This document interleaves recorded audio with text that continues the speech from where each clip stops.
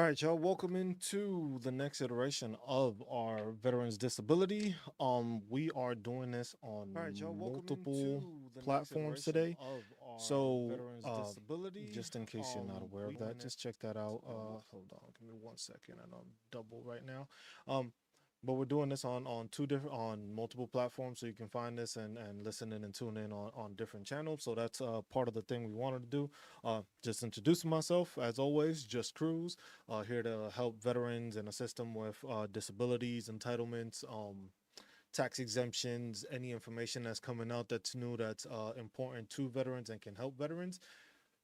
We are doing this on multiple platforms. We are currently streaming on YouTube, Facebook, Twitch, and TikTok. So we are all over the place right now. Um, I need to find a way to provide all those links to you so you can view it in different channels and stuff like that. But yo, what up, Doctor Vital? Um, yeah, so that's what we're basically doing. We are going to be doing this. We are trying to work. We're trying to implement this so that basically we can try to reach as many veterans as possible. I know a lot of veterans need assistance when it comes to disability entitlements. What is offered to spouses or dependents or your kids? Oh yeah, did you get in there, doctor? Did you when you head into boot camp? Um, but yeah, that's a lot of the stuff that's there. There's a lot of information available to people. There's a lot of information out there, and I think trying to distribute it so that I can reach people on all different levels and on all different platforms, whether it be on TikTok, whether it be on YouTube, Facebook, or Twitch, is basically veterans are out there in all masses. They're in all locations.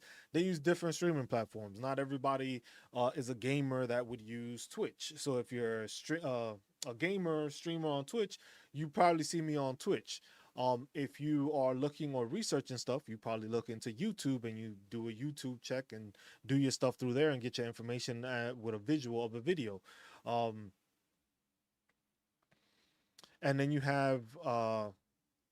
got Facebook, which is basically most of the people I served with. So there's a lot of people I served with through Facebook that reach out to me and ask questions when it comes to, hey, how do I go about filing for disability? How do I go about this? What should I file for? How do I go about doing this? Which is information that's out there. Uh, all these different platforms offer different availability. Twitch, I have gamers, I game, so I play with people like that. YouTube, I create videos and try to educate people through there. I also multi-stream on that. Uh, TikTok, usually it's more ranting on certain things or talking about certain things and having discussion with people. But this one is more for assisting veterans so that veterans get the information they need. My main channel for this is the YouTube channel. So if people tune in, it'll be a better viewing on YouTube to check this out, see what you have to see, and visualize from there. That's your best option. Because that way I have everything there and I can show you and highlight everything to you over the stream, so you don't miss out on anything. You get a visual. I show you where the documentation is, where you log into, browser sources and all that stuff. So that's what that is. So just that was a quick rundown because this is the first time I'm doing it on all these platforms at once. So we're gonna start with announcements for the stream. So basically, what we are going to do is we are working on a digital product, basically.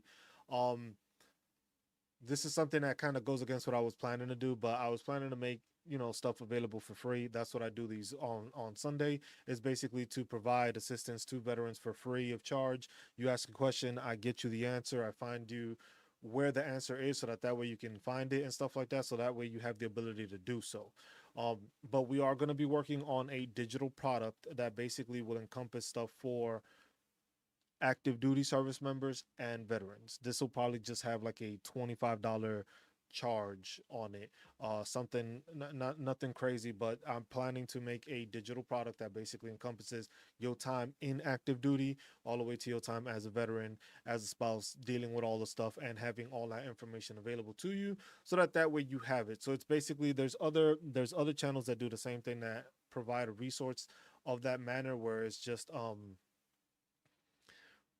they're providing you that information and they're providing you like a course. This is just gonna be like a digital product that is gonna be like a booklet that I just give out to people.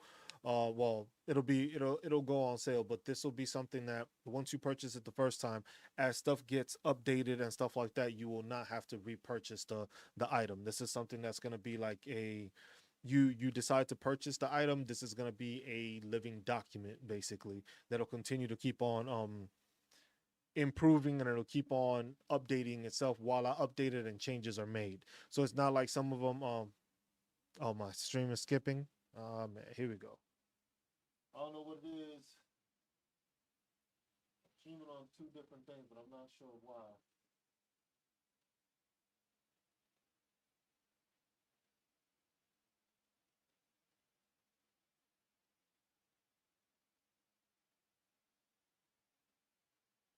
Yeah, I'm not sure what it is. Um, because basically that's what we're doing. We are streaming on all these platforms, so maybe my computer is not willing to want to do it. So that might be the case. So we'll try to see if we can figure something out. Otherwise, but yeah, that's what it's going to be. It's going to be an ongoing document. So basically, once a person purchases the digital product, basically you will be on a email list. Once you're on that email list, let's say there's an update to the document, I'm going to be basically shipping that back out again. So as stuff gets updated, uh basically the version you get may be a PDF version that is stuck that way, but then when there's changes, like when there's changes to, if in April when they're stating that the changes to the mental health evaluations may change, or tinnitus may change, or sleep apnea, where they have the final action date of April when they're planning to give information out to basically let veterans know, like, hey, this is when it may change, or this is when we're giving ourselves uh this is the date that they're giving themselves to actually complete this. That's what the VA is saying. But remember, it's kind of the same issue, is that this has been ongoing since 2022. So that's something that people need to realize when it comes to it, that you are getting information from the VA letting you know that it's going to update in 2022, possibly because that's the date that they're giving themselves to give this information. So that's something to keep in mind and look into, because it's not set in stone, I would say. Um, the other thing that I wanted to mention with that, yeah, just updating it. There have been updates already so far. So if people are using so there's another one of the announcements. The updates to the future, the chapter 35. So if you don't know, chapter 35 is the Dependents Educational Assistance Program, which is when a service member reaches 100% PNT, their service member, their dependents, whether it be their spouse or their kids, receives a monthly stipend while they are enrolled in a accredited institution. Basically, the rates have changed. They have gone into effect beginning October 1st. So now it's we're on October 6th. So the range has changed. Let me just go ahead and highlight this and show this. Like I said, if you're on TikTok, it's easier to see it on YouTube. I have the YouTube link on my bio page. And you can check it out there, but that way you can get a visual of the videos and the stuff I'm showing, because it's not directly connected. TikTok Studio gives me problems when I'm trying to do it at the same time on there. But then also, this is what I'm going to show you. This is the update that is upcoming for. Hey, what happened here?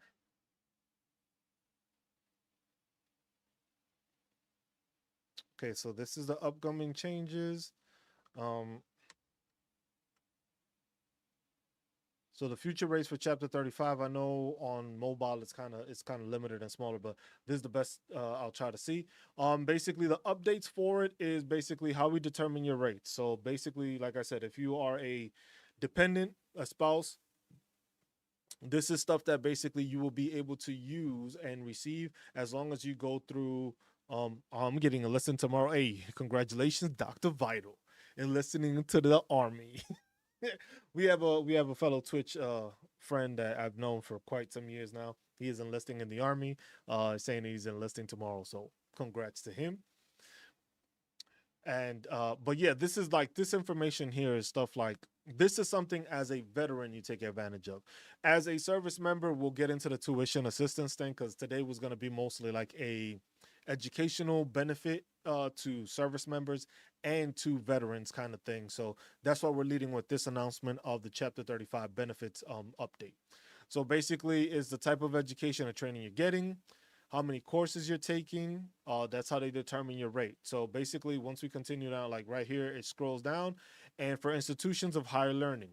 So basically, there's a difference where you can do it through a accredited university, which is basically to get a degree, bachelor's, master's, associate's degree.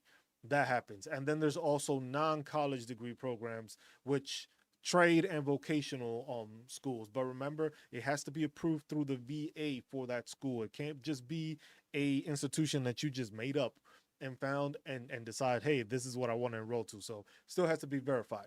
But the changes, it was like $1,400 and it has changed to basically these are the rates now.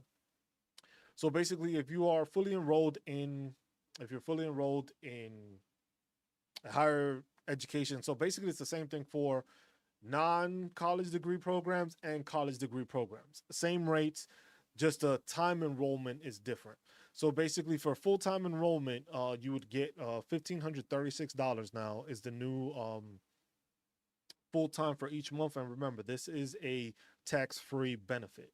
So this happens too if you have your spouse. If your spouse is going to school, that's $1,536.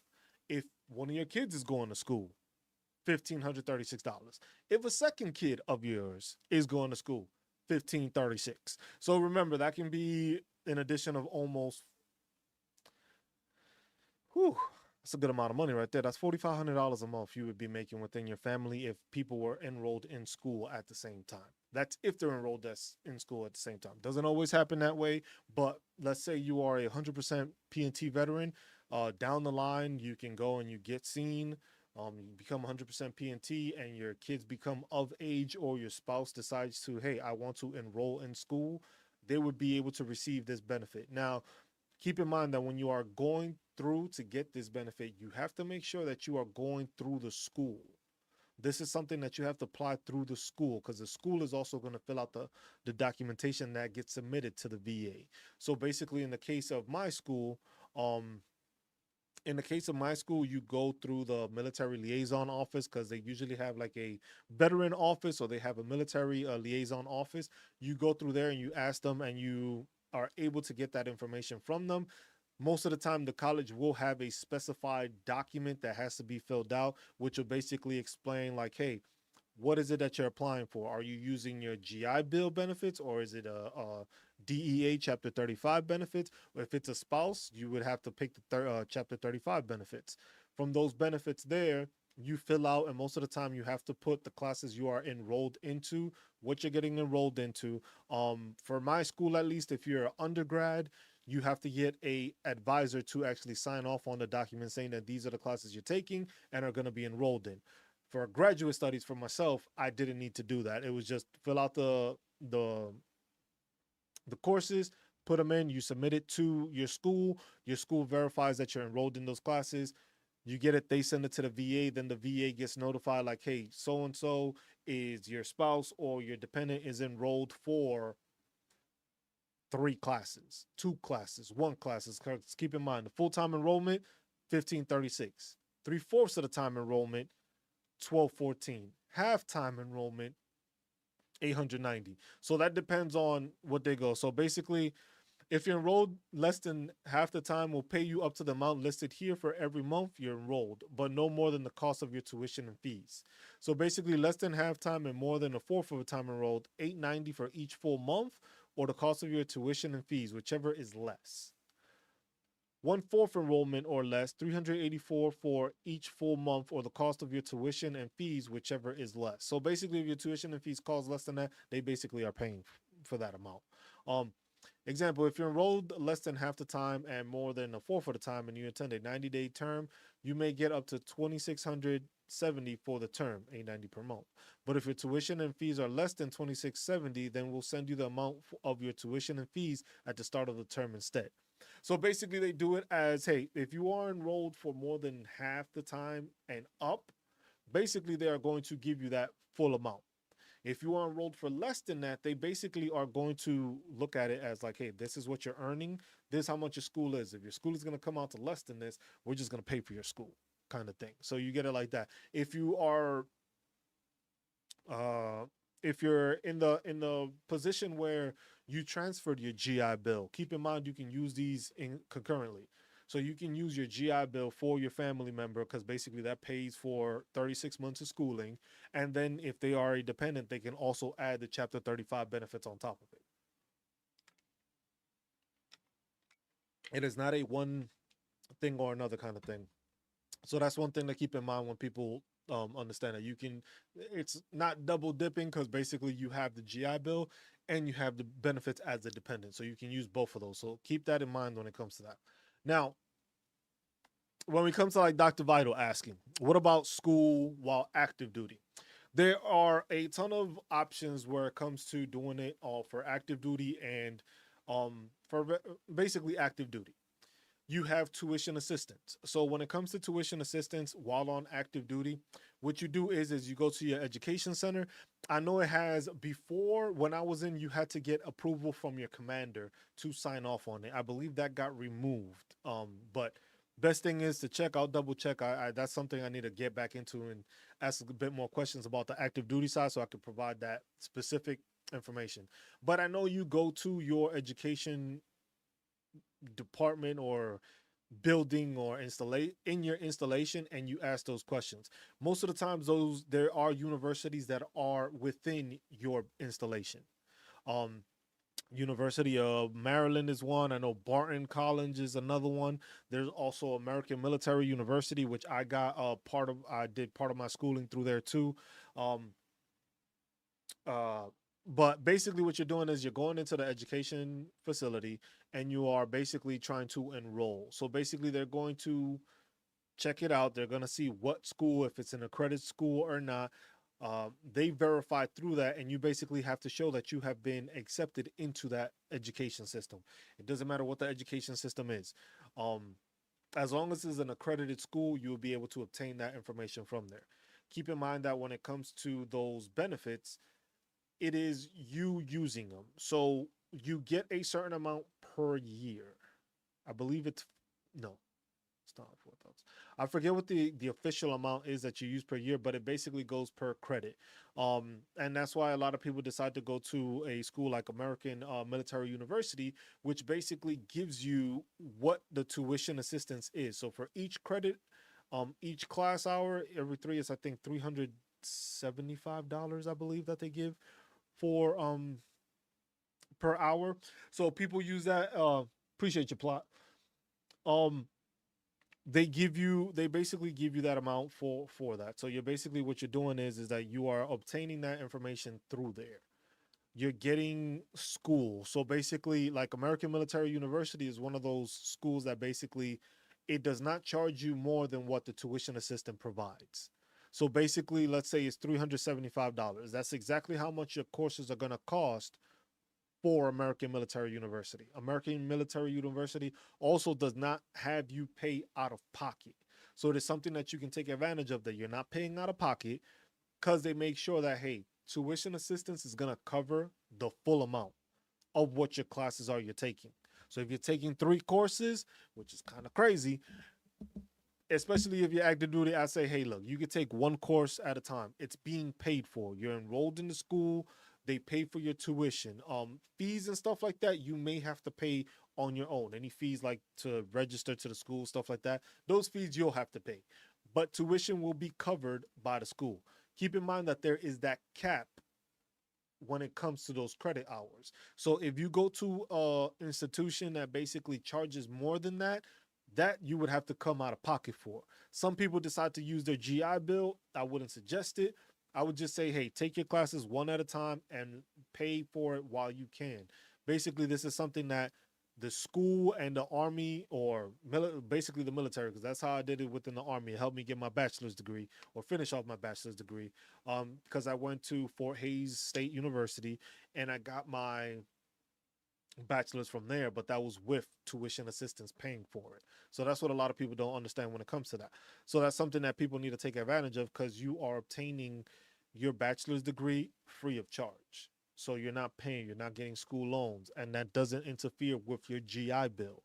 Your GI Bill can still be used after the fact, which is something that a lot of people don't understand and don't realize. That there's like, you can start getting your credit hours, your, you can do electives or you can do your core classes depending on the school that it is. If you're going to continue to go through the school and you know you're going to make sure to graduate from it, that's what you do. Some people use it as a stepping stone. Sometimes they go to a certain university, and then from there, when they have more time or they get out the military, they get all those credits and they try to transfer them over to another institution where they wanted to do, and then they use their GI Bill. Keep in mind that when you're taking those core classes or those essential classes, that goes a long way because you are not paying for them. That is less money being spent and less of your GI Bill you would use on the outside part. Some people do use their GI Bill in order to how would you say, uh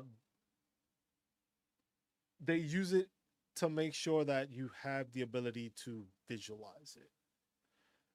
You want to make sure you can see what you're planning to do, what you want to do, and what you're planning to get into.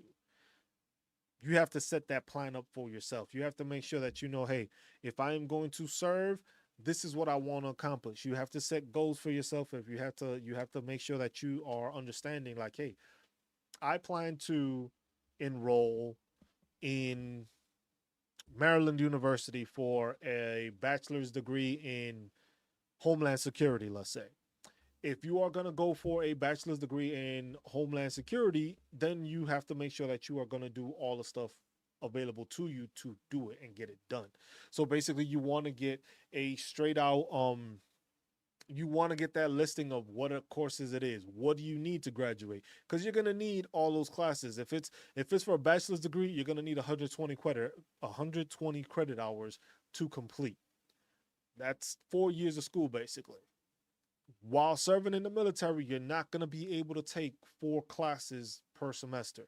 In some cases, you might. In some duty stations or some units, you may be able to, where you are afforded an extra little bit of time. If you're working at like the brigade level or the division level, where you're not always going out to the field, you're not doing extensive training and stuff like that, then it becomes easier for you to be able to put on a bit more classes because you know you're going to have the time for it. But if you're like in an infantry unit that, hey, y'all go out to the field almost every other month, best thing would be to just make sure, hey, take that one course and take one per semester.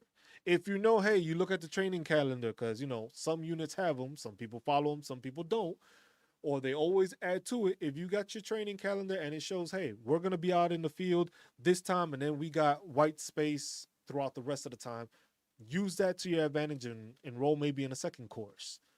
Use that. Tuition assistance pays for it. Now you got 2 courses under your belt that you got in one semester, and you could do that.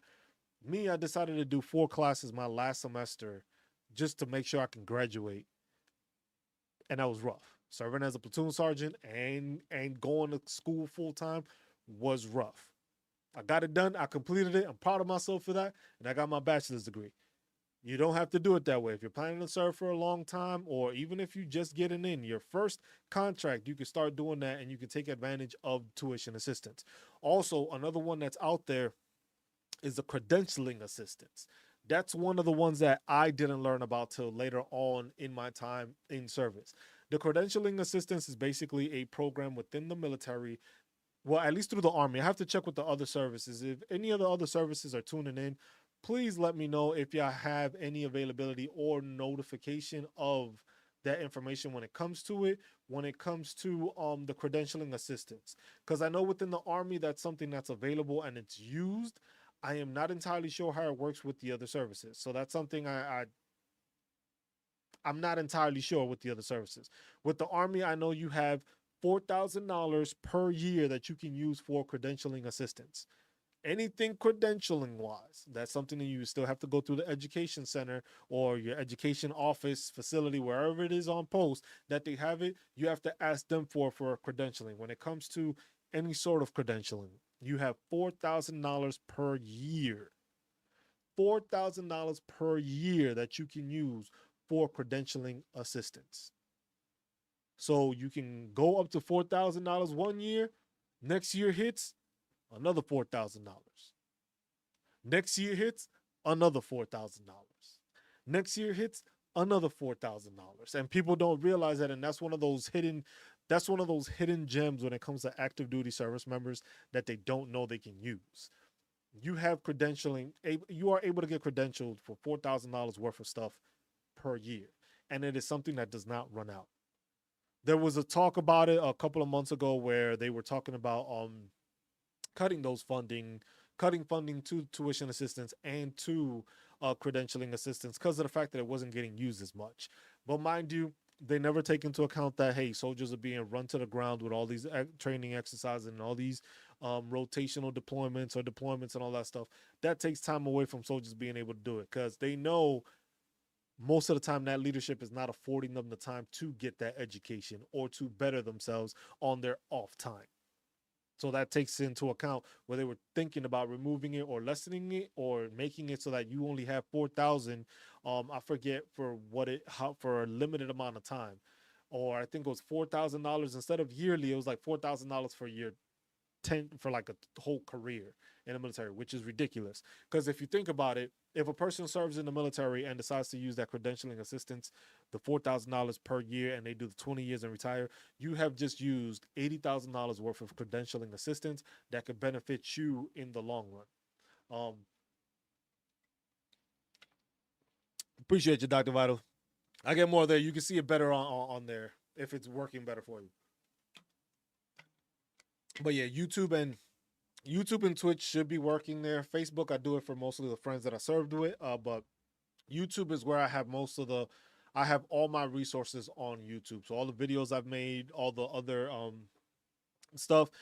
Basically, I have a lot of the videos also on there. If you become a member, it is only what, $1 a month that you would be doing that. And basically that's where I store all these lives. So all the past lives that I've been doing this every Sunday. I think I've missed one Sunday this year, or maybe two Sundays, one because I've headaches and when I was just out of town and I totally forgot about it. But besides that, every other video is on the members, so you could just tune in there, check it out. It's $1 a month. Nothing crazy, but if you want to get educated and have videos of all the stuff that I've done and spoken about and helped other veterans when it comes to disability, filing, stuff like that, there you go. I've had a couple of people that I've assisted on YouTube, people I don't know personally, and I've gotten a couple of people already to 100% permanent in total just because of being assistant to them on these lives and doing it that way. So not to say that I'm an expert on these topics, but the thing is I educate veterans to a manner where I show you where the information is and how to use the information to be resourceful. Because a lot of veterans are going to these outside entities and they're paying thousands of dollars for a lawyer and stuff like that. In certain cases, that is required when it comes to certain situations where you need that assistance. But when it comes to filing disability claims and taking care of yourself, that is not something that's necessary to go and pay a outside entity thousands of dollars for information that you can visibly see and receive through a live Q&A. Something as simple as me just talking to you guys. That's something that you can use and you can benefit from. You don't have to worry about it. You don't got to pay it. If you want to donate and help support the channel to help it grow, so maybe I could get better internet, basically, so my lives can actually be reached out to all the places. That's the stuff that I appreciate. But there's never a fee for any of this stuff that I do on Sundays. Sundays is basically, hey, you tune in, you ask questions, you get answered. That's basically the priority here, is to assist veterans. The digital product that I'm working on, that's something that it's going to be, hey, I am taking time out of my availability to create something for military service members and for veterans. So in that case, it was like, yeah, I'm going to charge at least $25 for it. but it's going to be a long document that's going to contain videos, going to contain um, diagrams, how to's, and all that. So it's going to be a very in-depth thing. And like I said, once you purchase the product that first time, you are going to be on an email list. That email list, when I make version 1.3 or something like that, you will automatically get it submitted, so you don't have to worry about repurchasing or anything like that. It's going to be an ongoing living document that you can take advantage of. And it was just like, hey, I would hope people don't just pass it out, but I can't control that. I would just hope that people keep in mind that it took time to create something like that, and it's just to assist veterans in the best way possible without taking resources away from them. But yeah, like I said, when it comes to school stuff, that's tuition assistance is like that. Credentialing assistance, if you serve 20 years, that is $80,000 worth of credentialing that you can obtain. $80,000. Let me see if I can find the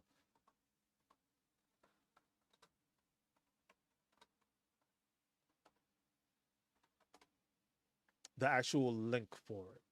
Because I know the army has it. I'm not sure what it costs to every other service. So that's why I like to say that, because it's called the Cool project, which is the Army credentialing opportunities online, basically. Let me see. Waiting for this to load. Do, do, do, do, do, do. Okay, so this is what I found, and this is through the armybenefits.mil site. So, like I said, most of anytime we do anything here, it's basically providing you the documentation from a .mil, .gov, va.gov, congress.gov, the data.gov, like all those sites is like .govs and stuff like that. Don't go off of word of mouth. I don't appreciate that, because the thing is a lot of information gets misconstrued and gets put out there that is incorrect, and it just ends up hurting veterans. So basically, this is the Army credentialing. It's My Army Benefits. So if you look up My Army Benefits, you can just type that in. That is basically what it'll show you on here. Most of the stuff, this is My Army Benefits has it. There's a couple of other branches that actually have it. Not all the branches have a My Army Benefits. There's a My Air Force Benefits, and then there's My Army Benefits. Navy Benefits, I'm not entirely sure if they have one. The Marine Corps, I couldn't find one, because some of them are like .coms, which are those files like the Army Times type thing. It's basically an entity within the military, but it's not specifically a .mil. Some of them are not sponsored by the service. Some of them are just organizations that work with them but are not specifically sponsored by this. The army.mil is a .mil site, so it is there. So basically, summary: Army credentialing opportunities online helps Army service members find information on certifications and licenses related to their military occupation and civilian careers. So this is just like the Army credentialing assistance program, virtual counseling cell. Uh, Basically, if you need assistance, there's a link. You click on that, and it takes you there.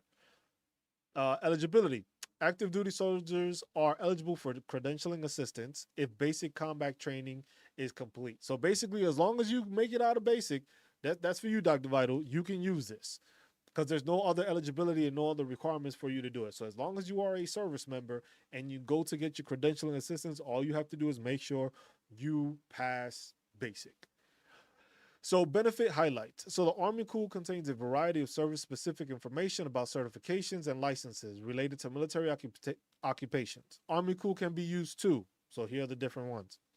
Get background information about civilian licensure and certification in general, and specific information on individual credentials, including eligibility and testing requirements and resources to prepare for an exam. Identify licenses and certifications relevant to individual military occupations. Learn how to fill gaps between military training and experience and civilian credentialing requirements. Learn about resources available to service members that can help them gain civilian job credentials. So one aspect of it, uh one MOS that I know can take advantage of this a lot is when it comes to cybersecurity. Anything that has to do with cyber in the military, this is something that you can pay to get those certifications. Most of the time, the military will assist you and will give you that training, like the C++ or Security Plus, stuff like that.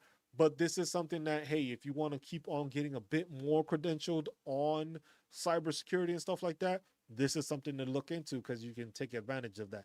And it doesn't only mean these because it's certifications. So if it's a certification for you to be um, a better leader, that's a certification. You can go to a school and get a certification like a leadership certification. That's something there. Doesn't mean that it's going to translate all. Like, you got to keep in mind, not all of these are going to be perfect for your time in the military, but some of these and a lot of these will be beneficial to you outside of the military. If you are a service member and you served for whatever amount of time, you were in leadership positions.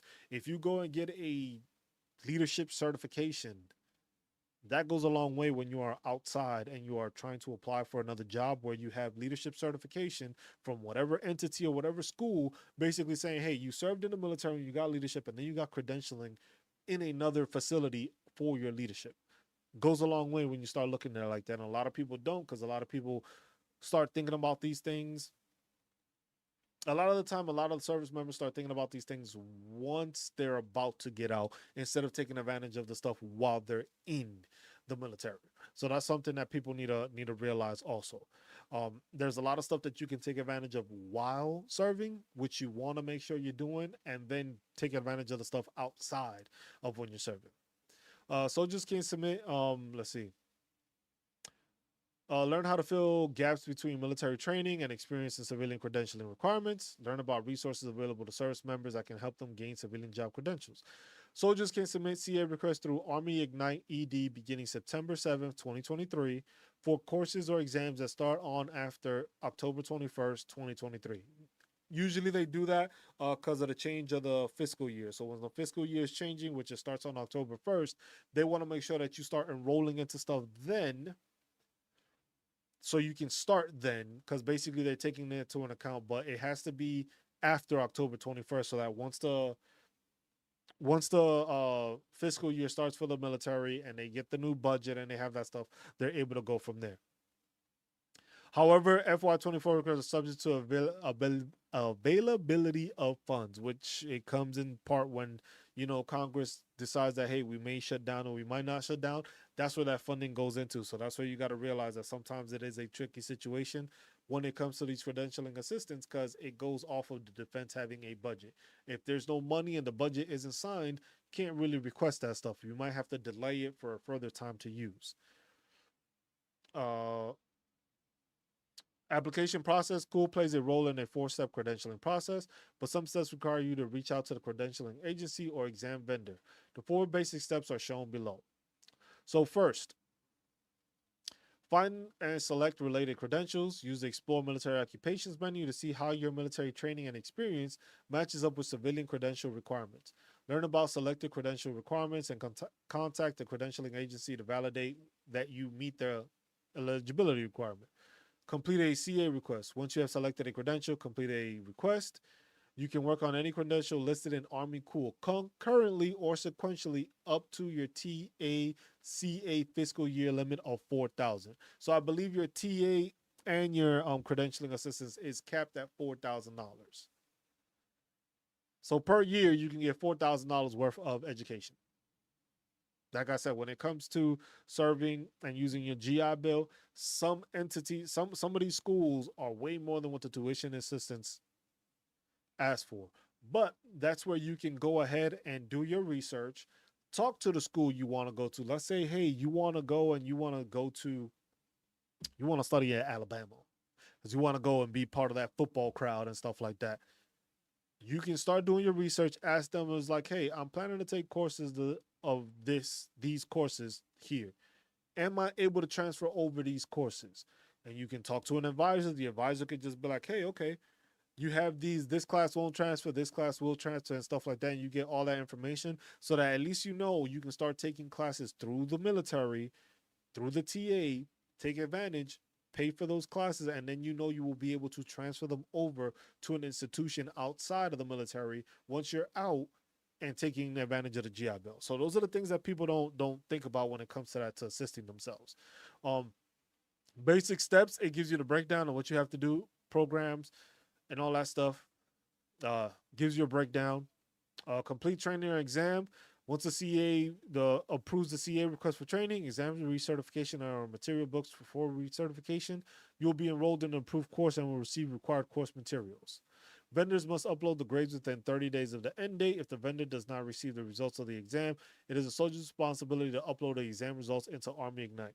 So basically, the Army is saying, like, hey, let's see, and it says here, if the grade is not uploaded into your account, recruitment for CA costs requested on the CA request will be initiated with the defense. They gonna get their money and they gonna take that shit out quick without asking questions. I'll tell you that. That's how defense works. Defense will take forever to try to get your money, or when they mess up, they gonna take their sweet ass time. But when it comes to them, you owe money, they gonna try to get you as soon as possible. They don't ask no questions. They don't actually validate the actual debt or anything. They just make sure we are going to grab this and we are going to take this money from you. Keep that in mind. So for the credentialing assistance and the tuition assistance, it's the same thing. If you're using the tuition assistance, if you lose or you fail the course, you will have to repay that money back.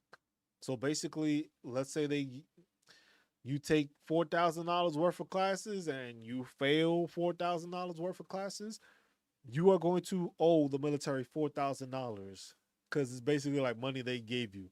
It's not money that they charge you for. It's not something that basically goes to like your taxes. It doesn't show up on your income. It's just basically they see it as like, hey, we put $4,000 in here for you to check this out. You're gonna see it now. So that's the one thing. That's how it populates itself. So if you fail the course, you're gonna owe the money back. Keep that in mind. If you do the class and you fail, you're gonna owe the money back. So basically, you're getting money to go to school. The same thing with tuition assistance. You can go and apply, take 3 courses. If those 3 courses you fail 2 of them, you pass one, you're gonna owe the money for those 2 classes you failed. Basically, that's like the system that they work with, is that they want to make sure that you are using your benefits. But at the same time, you are not taking advantage of taking it and then failing and not actually producing what you are trying to gain. So that's something that's there to keep in mind. It's just like, this is also, like I said, this is on My Army Benefits. You can check that out there. This has a bunch of different stuff: benefit calculators, resources, news, benefits library, which is resource locator, state and territory benefits, which is very helpful for things like that. When you are stationed in different locations within the Army, you can use that to benefit yourself because now you can find specific benefits that are within that state. Also, it does mention stuff for veterans, which basically it gives you that information for you to use. You have that information there. As a veteran, you have it to highlight and showcase where it is that you will gain the information, what your state provides for you, whether it's state tax exemptions, um, dependent education assistance. Because, like I said, some states give.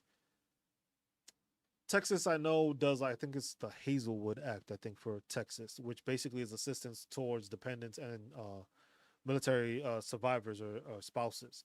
Same thing in New Jersey. They have a exemption through them that basically, if you're a service member or veteran like that, you get exemptions also if you're 100% PNT. For some states, you get more stuff because you're 100% permanent in PNT, and some states, just you being a veteran, you get those benefits also. As long as you have a honorable discharge, most of the time you will receive those benefits and you take advantage of them. When it comes, like I said, when it comes to serving in as a veteran, you have Chapter 35 benefits and you have your GI benefits. Those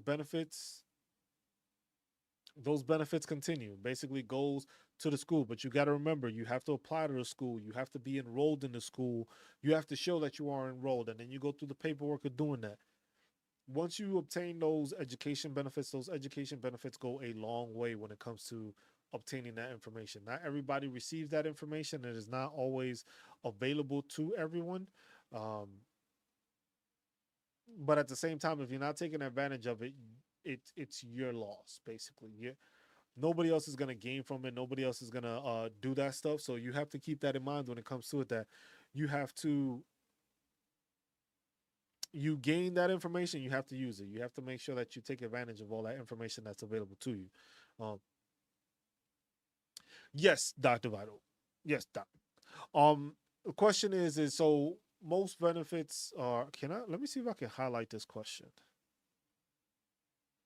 Can I highlight this question? Let me see if it pops up. I don't know if I can. Oh, it does show up. Nice. I can actually populate it on there. So there's a question from Dr. Vital basically asking, so most benefits for active members is available after boot camp. The answer is yes. These benefits you can take advantage of after you've passed basic training. Get to basic training, you go through AIT, you will go through that MOS specific school, you complete that. From there, you will get stationed at your unit, and then from there, all you have to do is basically go to the education center or education facility in your installation and ask questions. A lot of the times, you can ask your supervisor, whether it's your NCO or the specialist. Sometimes they may know what's going on, sometimes they may not. Keep in mind that depending on your leadership, it may vary. You may have somebody that supports you, making sure that you go and get your documentation, you get your information down. Uh, you go to school, you work on your degree. Some are more leaning towards that, others are not. Some may tell you, "Hey, man, you ain't gonna have time to do that." Don't listen to that. You listen to what you are capable of doing. If you see that, hey, you're gonna be doing a whole bunch of stuff and you're not gonna have the time for it, keep that in mind, because there will be a lot of times when you may be told, hey, you're not going to have time to do that, but then next thing you know, you do have time and you lost out on being able to complete a course which is like that. Don't make it a crazy course, don't make it a difficult thing. Hey, take that one class at a time. If you are there and you serve like a 4-year contract, that's at least 8 classes you can do if you do one at a semester. Remember, you also got summer courses that are 8 weeks long, so they're a lot shorter. They're condensed, but hey, if you know during the summer, like hey, some of them may have like a summer block leave, or most of the time they have like that summer block leave before they go. You can get enrolled in a class there because hey, you at least know it's gonna be slower then you can try to get more stuff, but everything is available to you after you've already completed service, your stuff. So that's something you got to keep in mind. It's not always that you get a lot of these benefits once you're in. Like I said, this is for the army. So with the army vital, I can help you a lot with, because that's where I served. And that's what I know how operates a bit better than the other branches. The other branches still have availability and they still have stuff to take advantage of. And that's where I need to find other outlets and I need to find other service members and veterans from other places that do these kind of education benefits, so I can have them and just, hey, let's break down how the education benefits work through the Marine Corps. How does it work through the Navy? How does it work through the Air Force? So that way I can put all that together and be like, hey, look, this is the resources for the Army. This is the resources for the Navy. Shit, even the Space Force, because the Space Force is a newer branch that just came out. I'm not really too versed in the Space Force and what they do. I don't know what they offer, or the rank structure. I don't know what their ranks are called. Like stuff like that is just like, I think they're Guardians. Is it Guardians? I think they're called. I said the baby force. It's just like, so it's stuff like that. But at the end of the day, after all those services, all those branches, you are still a veteran and you still deal with the VA. The resources and the stuff you go through with the VA do not change. No matter what branch you served in, it is still the same VA. It's not like, hey, you deal with the Army VA or you deal with the Navy. No, it's the VA. It deals with all service members. So that's something that people need to understand.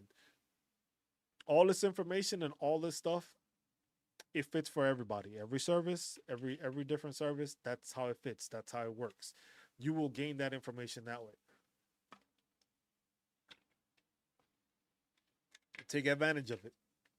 Like I said, any illness, any injury, make sure you get it documented, vital. Make sure you get it documented and stuff like that. Because the thing is what a lot of veterans don't understand is just like all that pride and all that mentality of not wanting to get stuff done and not looking at it hurts on the back end. There's nothing wrong if it's just like, hey, if you're prideful or you don't feel you hurt, it don't matter. At the end of the day, those injuries can become worse, and that goes a long way. So you need to make sure you're educating yourself on that and making sure that you are getting everything documented. Like I said, it starts at, excuse me, it starts at MEPS because they're gonna document what they document. If you have any injuries or stuff like that, and they allow you in, that's gonna be notated. If it gets aggravated during your time in service, that is also a service claim you can make. Then it's also everything that you incurred while in service. So all those things vary, and that's what it is. It goes. It's basically educating yourself the same way you would use the education system to basically benefit you as a service member, whether it's through tuition assistance or credentialing assistance. It's the same way to educate yourself and know that as a veteran, you can take advantage of all this stuff. Because once you get into the GI Bill, you got the GI Bill. GI Bill is 36 months. You go to whatever school you want to that's basically accredited, and basically it's paid for. It's 36 months though, not 48. So it's not 4 years, it's 3 years, 36 months. If you cram it in and do summer classes, it counts towards that also.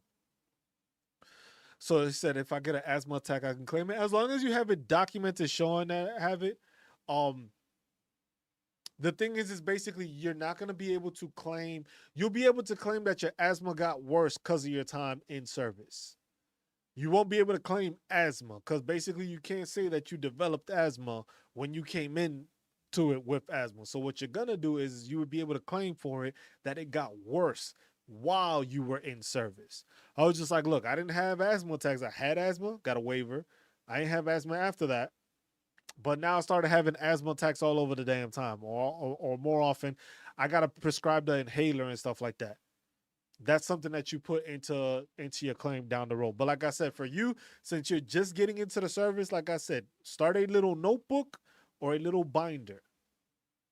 When you are serving, it is called a medical profile. If you get on profile for like a bad knee or whatever, keep a copy of that and start putting that away in the folder. No matter how long you serve for, you could do 20 years vital. You could just do one contract and dip. Get all that paperwork and keep on storing it in one place. You have a binder of all the times you went to sick call, anytime you went to the doctor and you got documentation and you got seen, or maybe you went to the emergency room and you got document. Put all that stuff away and keep it at the back end.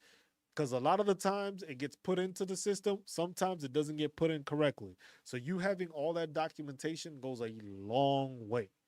Um, but yeah, like I said, it's educating yourself on that. There's the resources for that. You know me already. You can always reach out to me. You have me on Discord.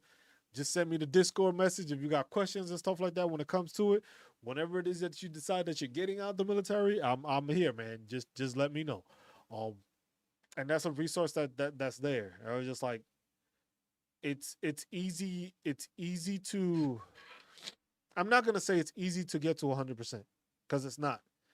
You have to have the injuries, you have to have the disabilities, you have to have the claims, you have to have the paperwork, the documentation to get there. A lot of people think that just because they have these issues, they're automatically gonna get 100%. Not all ailments are visible.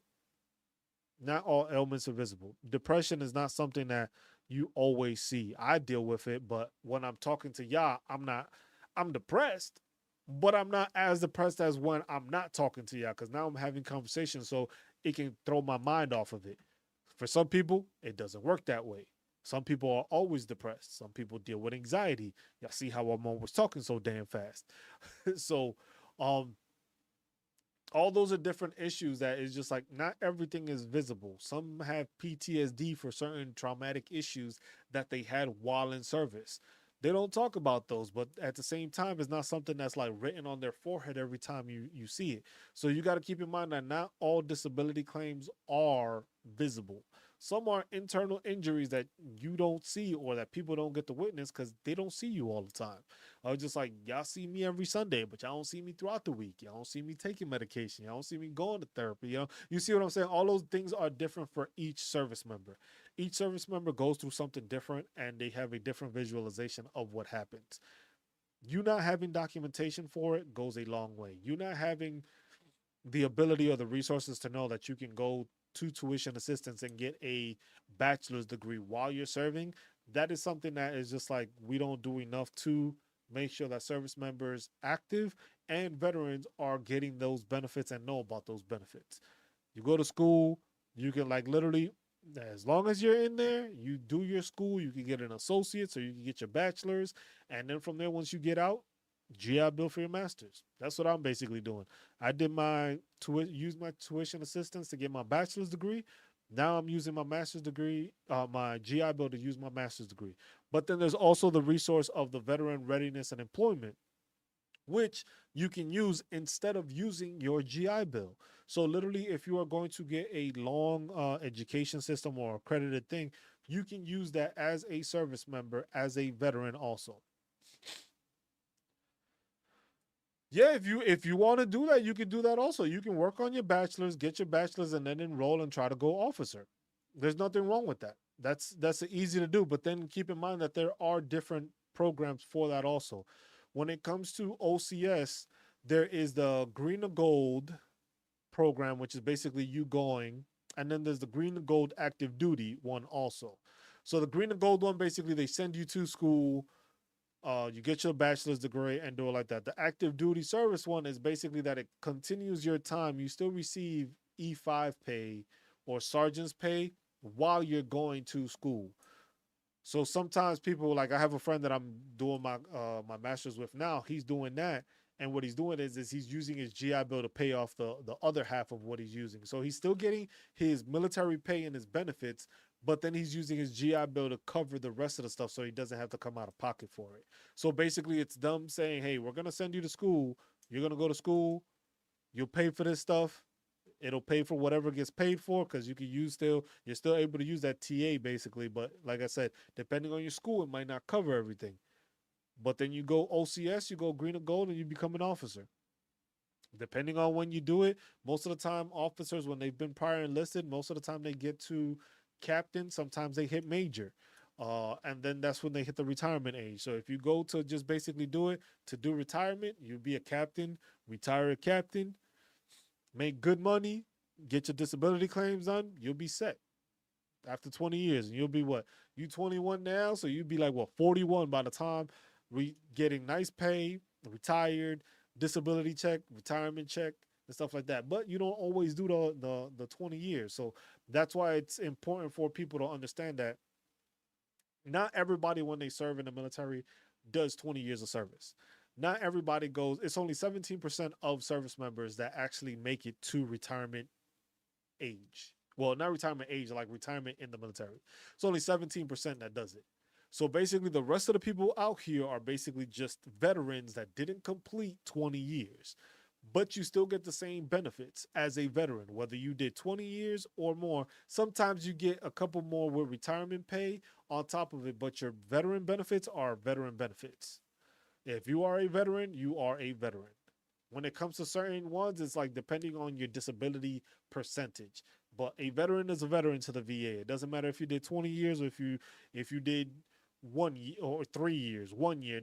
You're still classified as a veteran under their designation. Same thing with like a combat veteran. They have their designation that goes to when it comes to getting benefits.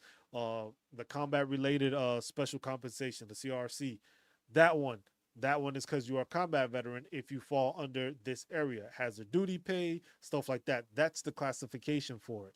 Um, while serving, you get your classification on your ERB or SRB now, because it's a soldier record brief instead of the enlisted record brief. Um, so that's stuff there that is just like that's stuff that you got to take advantage of. You may not do a full 20 years. That's fine.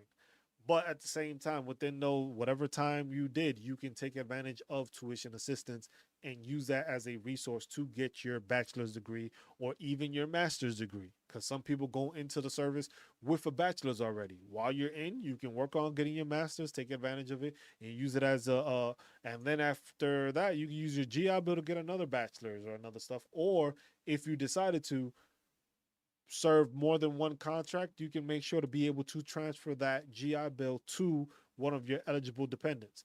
Keep in mind though that that has to happen. They have to sign off on that. It's not an automatic thing. You have to go through the education center. You have to go through the retention to let them know like, hey, I plan to transfer my GI Bill. The GI Bill is basically 36 months. So it's not a it's not something that you can use multiple times. But what I will tell you, Vital, is that what you want to do is you want to use the VRE program, the Veterans Readiness and Employment Program, because you can use that basically on the outside as a veteran, and you can get sent to school, and they basically offer the same thing the GI Bill does. But this is more for employment purposes. So let's say you want to get a job in cybersecurity and you need to go through a 4-year institution to get that. You can use the VRE program uh, to use it basically, and they will go. You'll get your enrollment. Basically, almost the same process as the GI Bill, not exactly the same. A couple of different things, but you go through it because you have to talk to a counselor. They have to approve what it is that you're going through and stuff like that. You get that stuff, and then boom, now you have that available to you to use. So if you get that bachelor's degree through the VRE program, you can do that, and then you can use your GI Bill after that. Your GI Bill is basically a 36-month um, program. But basically, like as you're using it, it basically tells you how much you've used. Because basically they count it as 36 months. So they will give you a paper that says, like, hey, you've been enrolled for this and you've used this amount of your GI Bill. So this is how many days worth of education you still have available to use. And basically, sometimes there's a way around it with the VRE that if you have at least 1 day of GI Bill left and use the VRE program, and they realize that you should have been using that to help with education or assistance like that, you may get your whole GI Bill reimbursed back. Happens in certain places and for certain individuals, not always. I have a friend of mine that does that. Served with him in basic, knew him all through, saw him on the deployment, been best friends with him since. And that's how he did it. He went, used his GI Bill. Uh, Basically, he still had it. Found out about the VRE, went through the VRE, got another educated in something there, and then since he still had the GI Bill again, he used it again. So he was able to go to school for 8 years worth of benefits. So it depends on certain situations because he fell into that criteria of not knowing and then that being placed on there. Does it always happen like that? No. But for some, it's like, hey, you use the GI Bill and you use the VRE. Two different programs, basically essentially the same benefits. And basically, you still, as a veteran, have those available to you. One, the GI Bill, because you basically served and that was part of you serving. And the VRE is, as a veteran, that is a resource that's available to you to allow for you to be able to work and gain employment after your time in service. Because like it's realizing basically that not all hold on, not all military occupations transfer over when you serve. Infantry, unless you're going to become a police officer or something like that, not everything translate. If you are infantry, some things do translate, some don't. If you're cybersecurity or you're a 25 series, if you transfer to that, those are benefits that you can use and you transfer over to the civilian side to use it. Not everything goes, but the VRE program is basically there to help assist veterans in that manner. So it's just like, hey, this is something that you are doing, or this is something you served your time within. We know that this may not transfer as well, so you can use this program to get a education or a certification or a bachelor's degree or a master's degree in this field to assist you in gaining employment in that field that you want to do. So it's basically a way of the VA saying, hey, we are here to assist you to basically make sure that you are basically able to employ yourself or have gainful employment off of the skills that you already have and the skills that will be enhanced or obtained through this education benefit. So that's something that people need to realize when it comes to that. Those are the things that people need to use. Those are resources, but that's resources for you at the back end once you're a veteran. The resources basically while you're in services, you got the tuition assistance and you got credentialing assistance. both there to be able to assist and help veterans at the same time, or and active duty service members. Because, like I said, once you use it in one aspect, you can now switch it over to the next aspect, and you still take advantage of those benefits. So you can use that. And then it goes into, like I said, once you get to 100% PNT and you get those Chapter 35 benefits, which is for your spouse and dependents, you use that on top of that. You don't get to use both. You don't get the GI Bill and the Chapter 35. You basically have the GI Bill. Your dependents, if they have the GI Bill that you transfer to them, they can use the GI Bill for their classes, and then they can also use the Chapter 35 on top of it. So there they can double dip. You cannot double dip because you will be just using your GI Bill. But like I said, uh, like we had it, the resources basically of how that's changed, and Chapter 35 with now how the benefits are that now it's 1,536 for full time, 1,214 for 3/4 of the time, and 890 for each full month. So basically, depending on what it is and how much it costs, that's what you receive. If you're able to go to school, hey, that's an extra $1,500 there. But you got to remember, there, when you're using the Chapter 35 benefits, your dependents and your spouse, you are paying out of pocket for these courses. Unless you fall into the criteria where it's just like it says, you are below half time enrolled or like less than a fourth enrolled. That's when they're just like, hey, we're gonna send you this amount, depending on what your tuition is. If your tuition is more than that, you're paying out of pocket to make sure to pay that. And it is not something that is getting fully paid like it is the GI Bill where your tuition is being covered. Whatever the price is, GI Bill will cover it. Chapter 35, you are getting that stipend. Keep in mind that this stipend is also tax free. This doesn't count towards your income the same way with the GI Bill. Once you receive your BAH benefits, that is something that is tax free. So that is a way to basically earn an extra tax free check. Because remember, if you are disabled, um, which the disability charts, the pay for next year should be coming out within the next week or two when they announce what the official CPI increase or the increase will be, and then from there, that's another one of the announcements I forgot to make earlier. We will have that video out. Basically, on YouTube, we will have that video out that basically shows the disability ratings from 0 to 100%.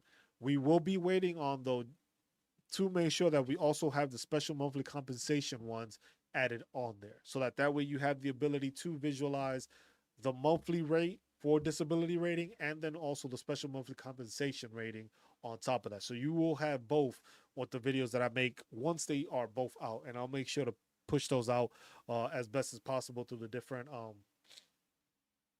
platforms, so basically so people can see that hey, this is how you're going to obtain this information. This is the information that tells you how much you are going to get paid for this next following year, from 10% all the way to 100%, and that'll be part of the video that we make. And that's it. But this is part of the stuff that's going to be like, stuff like this is going to be um inputted into that digital product. So this is something that you're going to be able to visualize. It's something you're going to be able to see. You're going to be able to see the changes and the benefit rates. This is something that will be highlighted there. There will be a video on it. And like I said, with time, videos will be updated and it'll be a new up-to-date video like, hey, this is the Chapter 35 benefits from year 23 to 24, or from October 1st, 2024 to September 30th, 2025. This is the rates that you will be receiving. And that's how we will be pushing it forward. And then, like I said, it'll be updated and submitted out to those who have decided to who decided to purchase the digital product, and we will use it that way.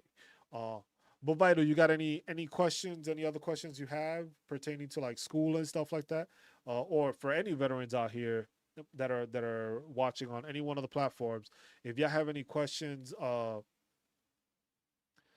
concerning basically the GI or the education benefits going forward with your time and service and stuff like that, because like I said, this is something that not everybody is aware of, doesn't get that information, but this is stuff that assists veterans on the long run.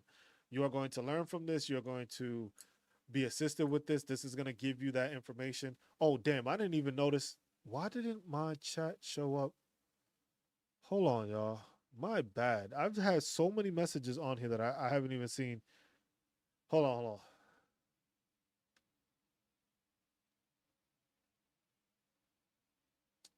My bad. I just noticed. I just looked at my thing. For some reason, my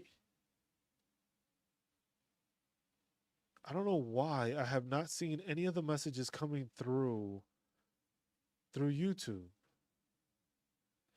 Let me see if I can catch up to some of these because I just missed a whole bunch of these that usually it comes out on my program, but it didn't. Uh, so Abdel said stream is better here than on Twitch.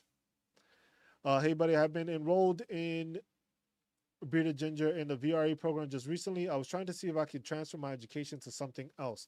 I got a new case manager and the old one was horrific.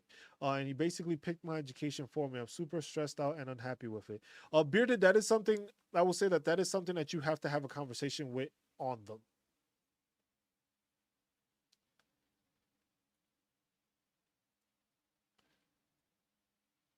I was just like, that's something you have to have a conversation with your education manager, basically to see what it is. Because the thing is if you have a problem with it, that's something you have to make sure you let them know. Like, hey, I had a problem with this last counselor, and this is the problem I had.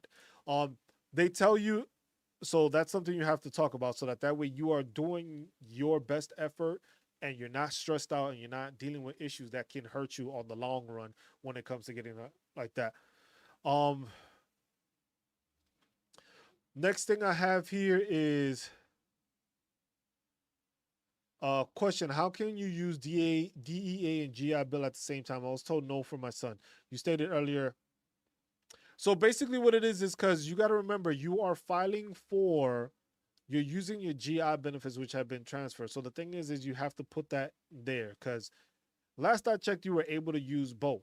Because the thing is it's two separate things. The GI Bill is basically the GI Bill is given to you through the military. That is something, an entitlement you receive. Now, it is making sure that you transferred it over. So you are enrolling into the school for that. But then at the same time, it says you are able to use Chapter 35 because that is a stipend that you are using there. You have to file for that also. So it's two different things you have to file for. It's submitting and approving, getting approved through the school and using a GI Bill to pay for it, which pays for that. Then you are doing the same thing and applying for the Chapter 35 benefits for your kid to use them. I was like, most of the time they tell you can't because the thing is they're not sure how to do it, but you have to go through the process of filing for both of those things separately because you're not doing them jointly. I think what you tried to tell them is just like, that's why they tried to tell you that it's like, oh, you have to do it one or the other. You can't do both at the same time. So that's where you might have ran into a problem. I had to have my back injury and have offsite surgery so I could continue to fly. Well, I missed a lot, man.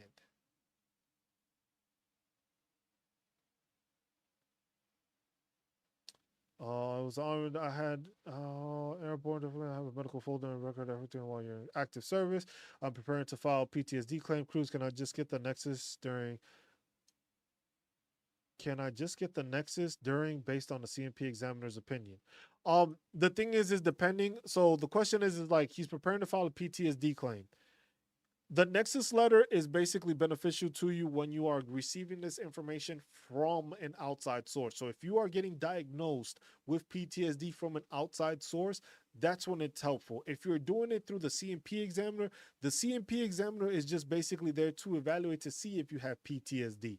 You want to have documentation highlighting how bad your PTSD, what triggers your PTSD, are you being seen for it? That's that extra documentation you want to make sure you have. And if it's something that happened while in service, if you have the documentation showing when it happened, like if it was like a police report or anything like that, you want to make sure you're highlighting that in there so that it's visible. Because the thing is like I said, the CMP examiner does not have to put the extra stuff in there for you. Some CMP examiners are nice enough that they do evaluate you and they see that you have certain other stressors or certain other claims and they put them in there for you. They don't have to do that. That's not something that they have to do, because the thing is they are there to examine you for what you claimed, not to put on top of it. So make sure you're doing that on your own.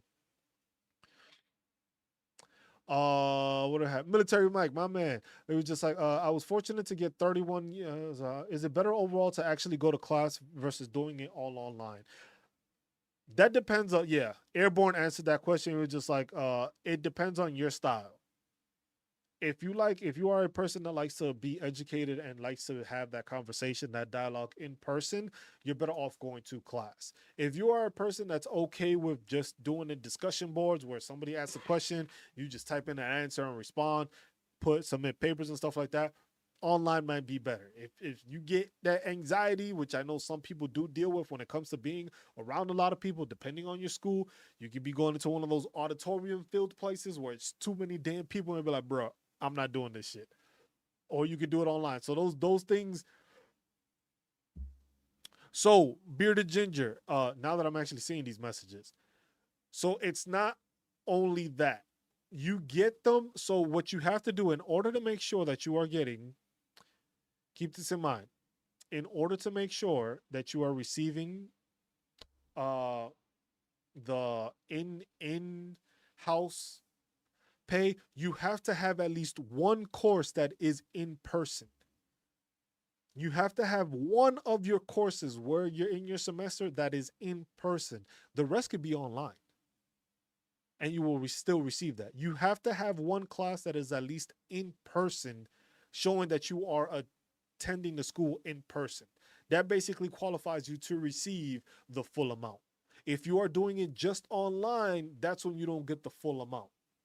But if you have, like, let's say asynchronous class, which is a in-person and online one, that counts as you being in class. So you can literally not show up to class, but you're doing it online, it still counts towards it. So that's something that people, yeah, yeah, yeah. That's one thing. That's one thing a lot of people don't know about. That's one of the things right there that people do not know about. That it's just like you can earn those benefits, you earn the full benefits, but you have to have one class that you are attending in person.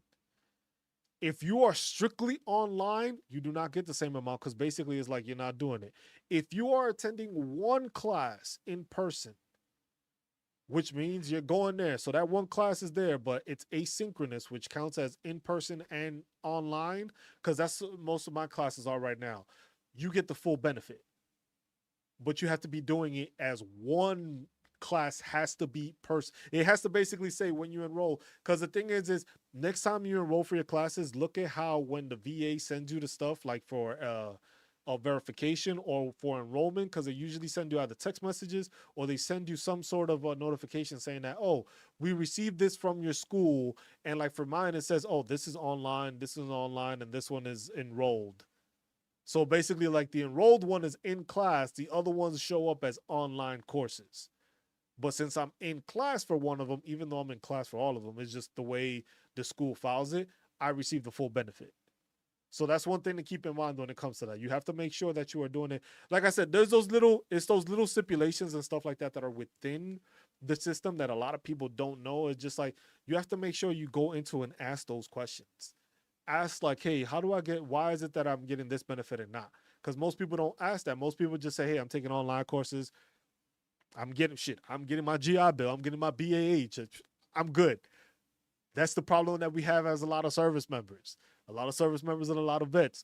We get one of those things and we happy. Our time in the military has has done that to us. I was like, shit, we got this, bro. I ain't asking no more questions. And we just leave it at just like, you know what? That's good enough for me. I'm gonna leave it at that.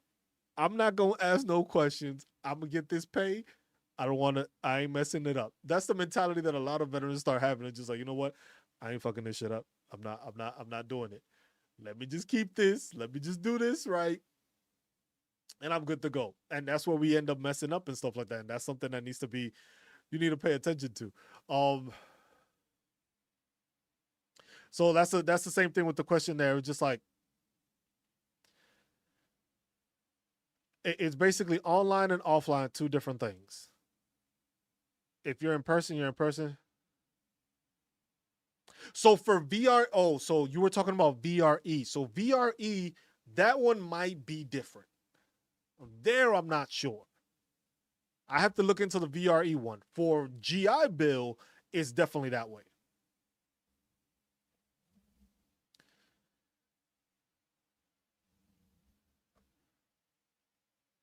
So so that's the thing. For VRE, I'm not sure what the stipulations may be for that one. That one I have to look into.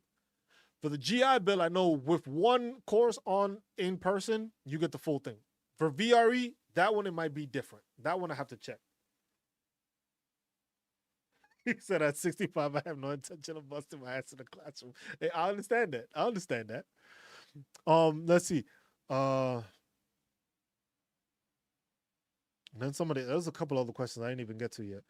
Does remember saying education is the biggest benefit, especially with the new job? Like all benefits, like there's tons of benefits for us veterans to use and take advantage of. The thing is that we don't know about them and we don't have them highlighted and showcased to us. That's I think the biggest issue we deal with as veterans. And that's why I said we do things like this, we learn from each other, we get information, and it's like, look, other veterans, y'all yourselves are communicating with each other and answering each other questions. And that's what it's all about, is basically helping all us veterans educate ourselves to enable ourselves to be better off. And that's the one thing that we need to do.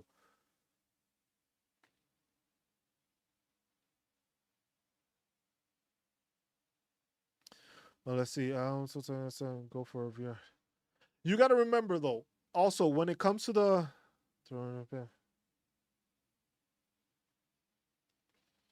can I receive my 100% disability, my 31-year retirement pay, my pension from the post office, and my education benefits pay all at the same time? Military Mike, yes, you will receive all that stuff. You receive all that money. There's all those things are different entities. Your 100% disability, one thing. Your retirement pay, another thing. Especially if you live in a state that doesn't tax your retirement income, tax-free retirement pay, tax-free disability pay. Your pension will get taxed from the post office, but that's a whole different pension. And then GI Bill, whole nother thing. That's a check, bro. You getting a nice check monthly. That's a crazy check you receiving. You trust me. You don't have to worry about work. You don't have to worry. You can relax, go enjoy yourself after all the time you serve. Go enjoy it. You're gonna be collecting all that with no issues. Um, so the thing is like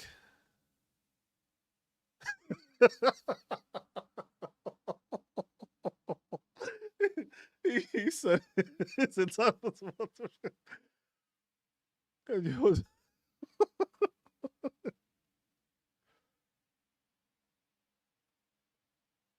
yes, and that is the one thing. Bearded is correct on that. When it comes to the VRE, you have to make sure you are specifying it. It is for employment purposes. It is not because you need the extra cash. It is because what do you want to do? Airborne, what is it that you want to do? What is it that you want to get certified in? What is it that you want to get credentialing in? That's how you obtain it from them. It's like, look, I served like you what was it?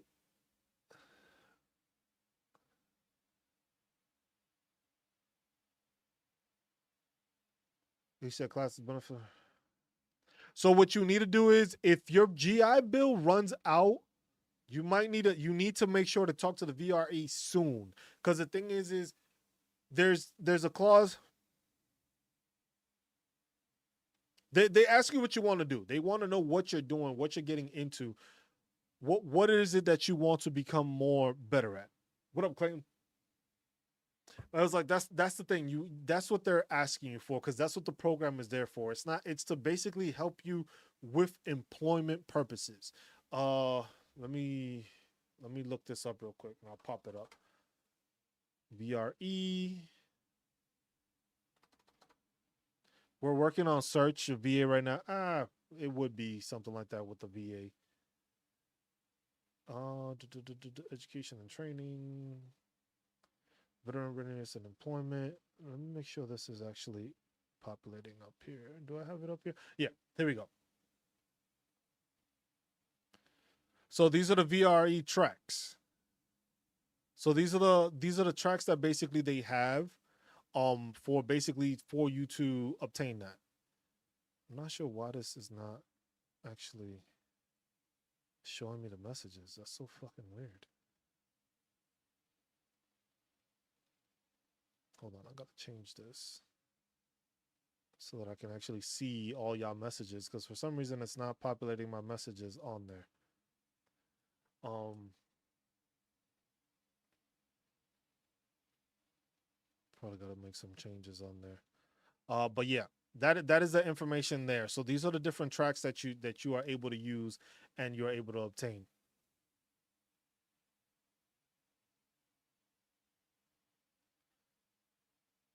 Give me 1 second. I need to find it to make sure I'm seeing, because the thing is usually everything just populates and I see all the messages all at once, and for some reason I am not seeing the messages populate. So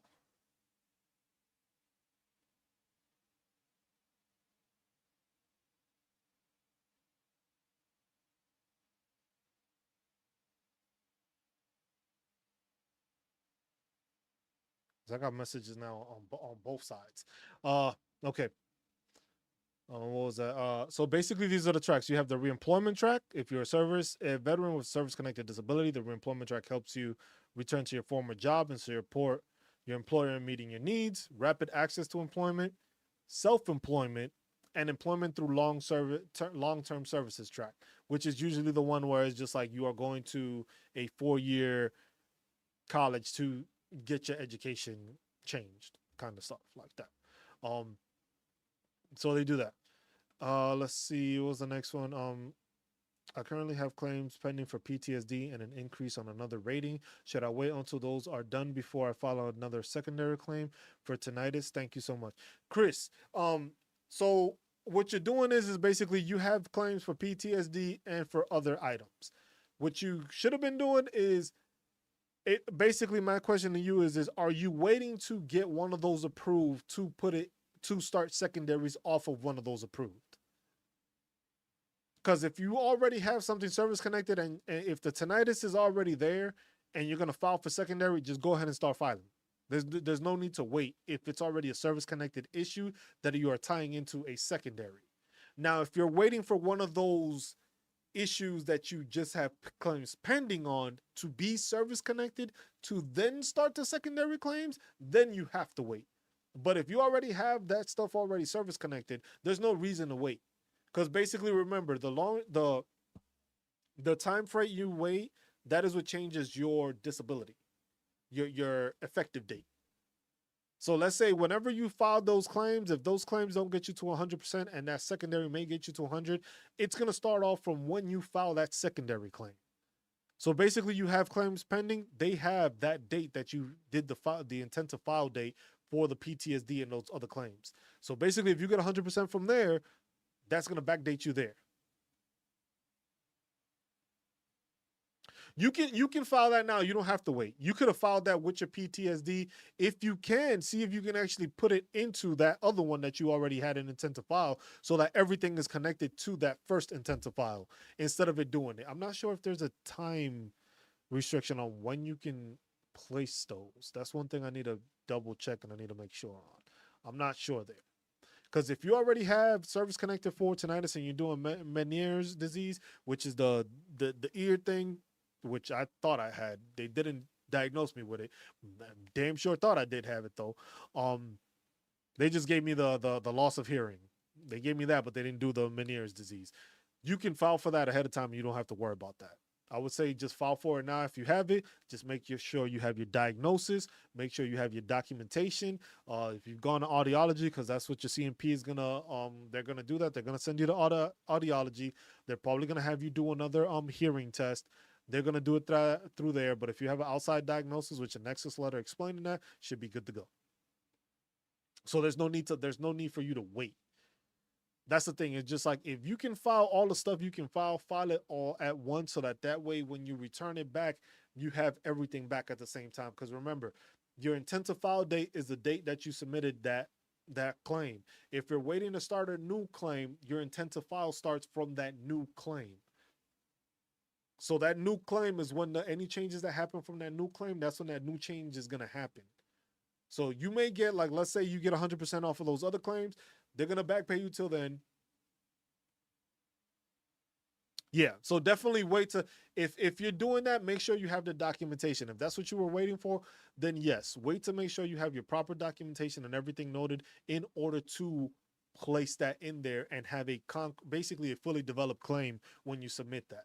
Because then if you submit it as a fully developed claim where you have your documentation, you have your audiology, your ENT has the nexus letter, and it has the documentation showing that you have it, it's a fully developed claim that shows everything, and you will receive an answer way faster than them having to go through everything. You're still going to go through a CMP exam and stuff like that, but the thing is it's a lot easier for them now to evaluate your claim because you have everything needed for it. It is not them having to figure out where it is. It is basically, hey, he has all this stuff. Let's just double check the stuff. Okay, stuff is good. CMP examiner, yes, this comes together, this works right, boom, send it over, and it gets processed a lot faster that way. I seen Discerning Dash on my other YouTube stream on the full screen one basically asked, so Champ VA is for dependents, so how does it pay for medications? Basically, when you are using Champ VA, what you are doing is that you are using it and you are submitting it and you are placing that as, excuse me, your insurance through your provider. So your private provider, you're putting that in there. Put that in there. So they're gonna ask, do you have a primary insurance or do you have a secondary insurance? Yeah, my secondary insurance is Champ VA. When it comes to Champ VA, when the prescriptions with your dependents, basically when you file for it, because remember, Champ VA takes like about 6 months to take care of. And then when I say 6 months, these people don't play around. It takes like 6 damn months. It takes a while for them to go through it. Why? I have no fucking idea. But it takes a while. At the 6 months mark, make sure you are making a phone call and asking, like, hey, where's my shit at? Because for me, I had to call them because they supposedly said I missed a document, which I had provided. They just didn't get it or whatever. I resubmitted it again, waited like 2 months, and I still hadn't heard. And I was just like, hey, I'm just trying to clarify this. And it was like, oh, it was just an issue on our part. And then next thing you know, my family got their Champ VA little document like within a week. And I was just like, oh, okay. So you got to stay on top of them.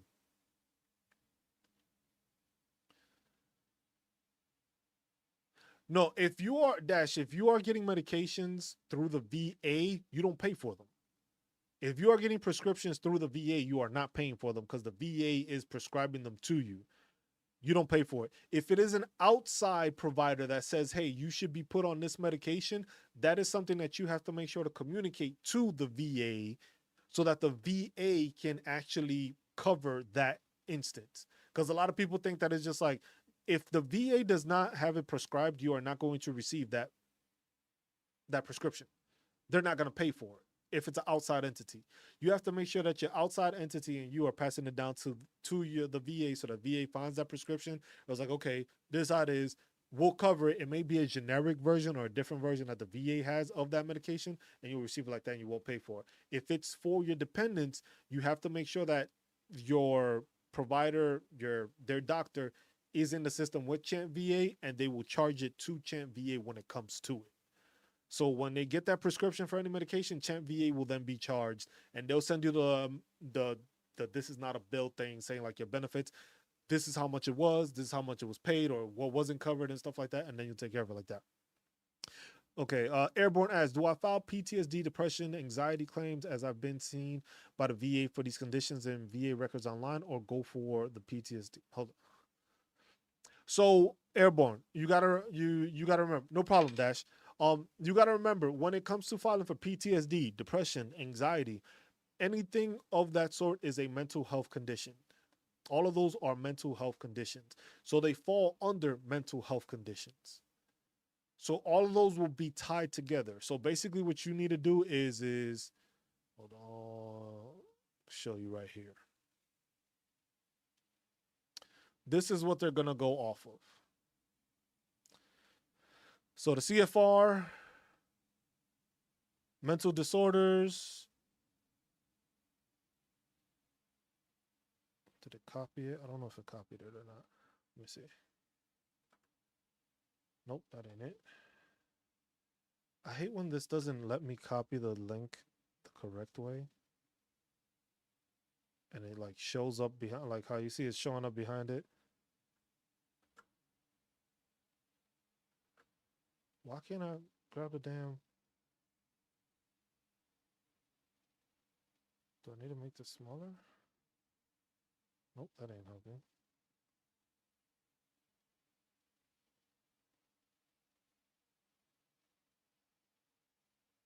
We'll put this in here. Well, no, because that doesn't give you the full thing. I need this. I don't need the man. I don't need the citation. Oh, for some reason, this is giving me issues. But just go. I would say go to the CFR, which that I know I can link to you. Go through there and go through the CFR and basically go to the table of contents, like I'm showing you how. You can see it. Go to table of contents. Go to mental disorders, and it's basically going to give you that information through there. So you'll have all that stuff available through that. And then basically it breaks down what it is, like the general rating. So this is what you're basically getting from it. You're not going to get anything. It's not going to change. It's not going to be anything different of the sort. It's basically what you get through the general rating of here. So all your mental health falls into this criteria. This is the rating scale for mental health disorders. 0 to 100%.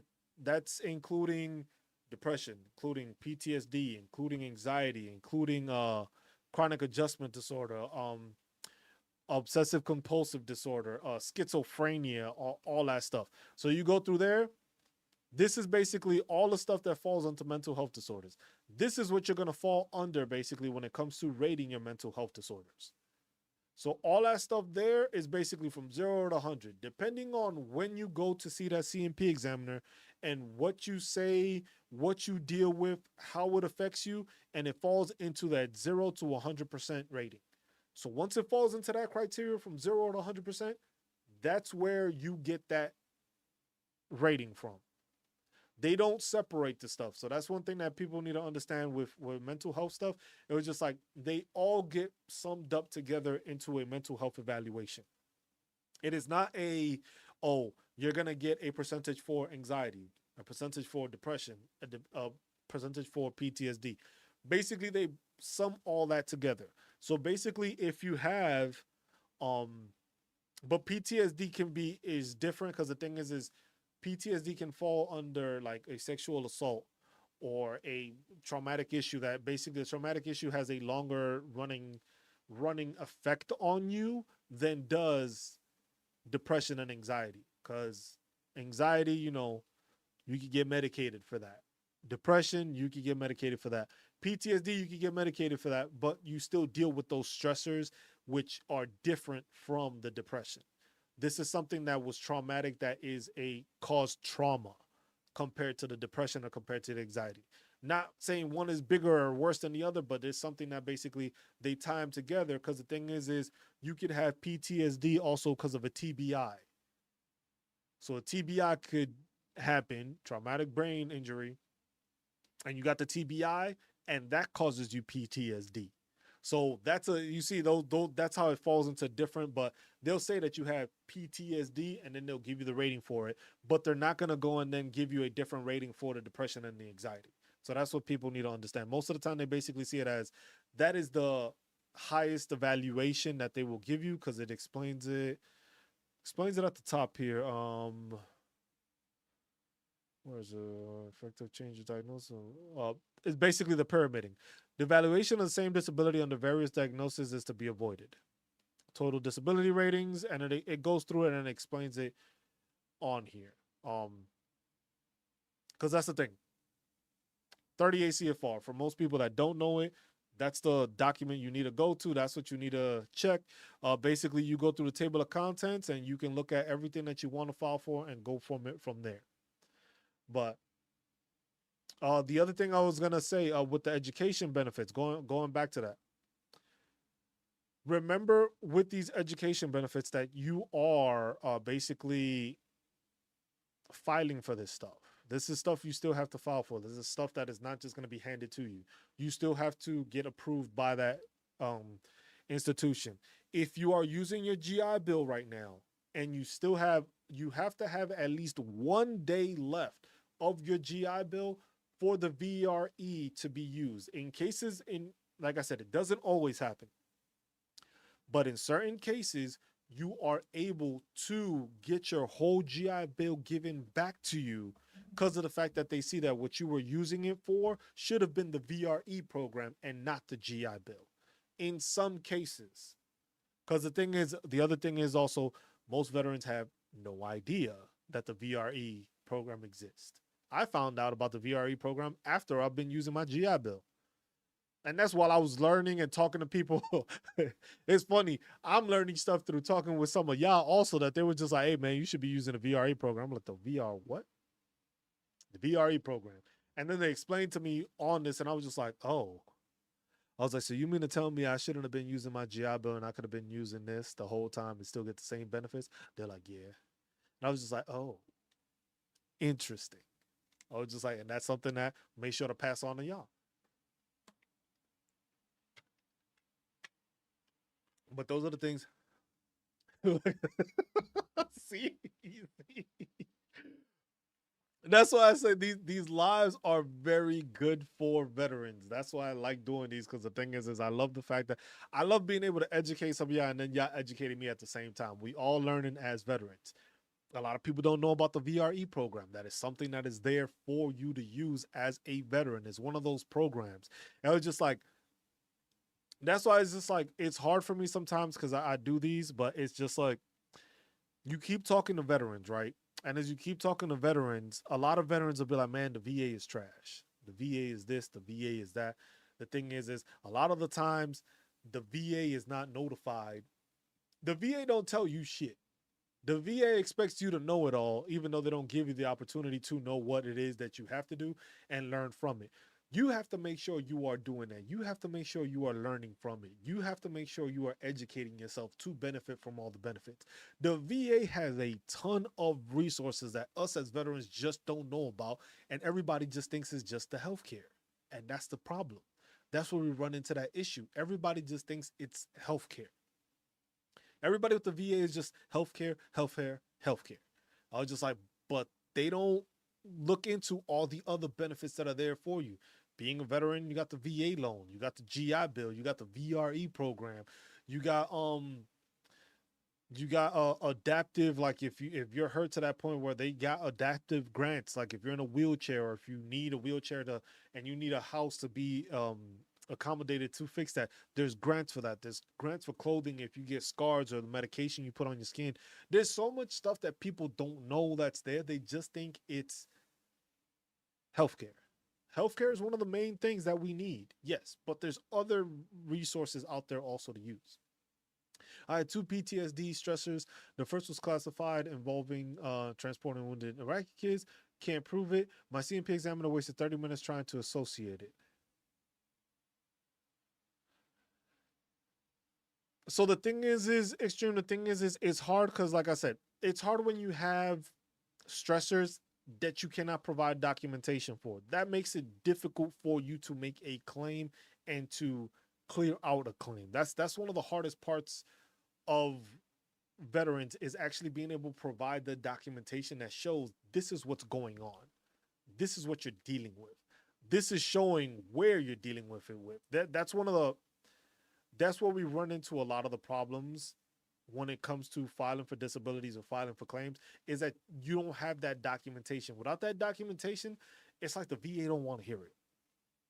Unfortunately, it's like the VA doesn't want to hear it. If you can't prove it and you can't show that it's service connected, the VA basically takes it as, look, this could have happened at any other moment in your life, but it wasn't during military service.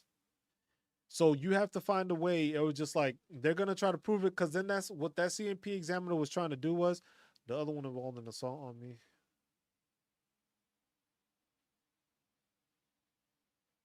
So the thing is so extreme. In the case of the fact that the CMP examiner did not want to read it, that's basically, you got to look at it. There's 2 ways to looking at this.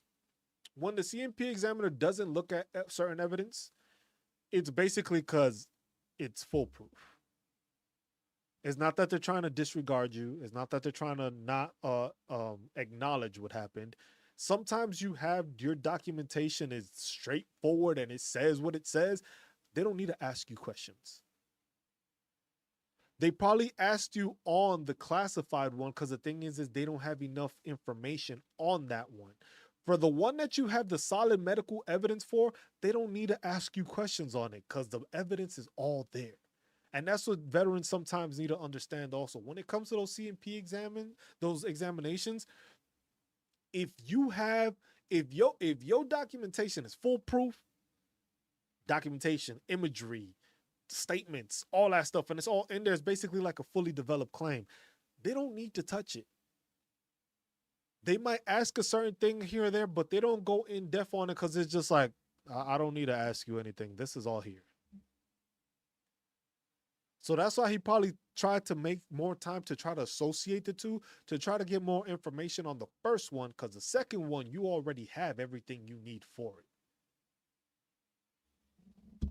Yeah, if you have, like I said, if you have all your documentation straight, they don't ask you as many questions. They don't try to pry, like, when they try to pry for certain things is because they're not sure of what it is you're trying to tell them, or what it is you're claiming, or what it is that's actually affecting you. If you have the documentation showing that this is what happened and this is what causes the PTSD, and that is it's clear as day, they're not going to go in depth on it because they could just read it and just be like, okay, he got the evaluation, got the diagnosis, here's the documentation of what happened, this is the documentation of the assault. It was just like, I don't need to ask you because the assault is plain as day. So I'm not going to go in depth on this. The VA rater is going to look at that and it's just going to be like, oh, he has all the info here. It was like, you made this other claim. You made the claim for the classified information, but that information is what they're trying to get more info on to add to it.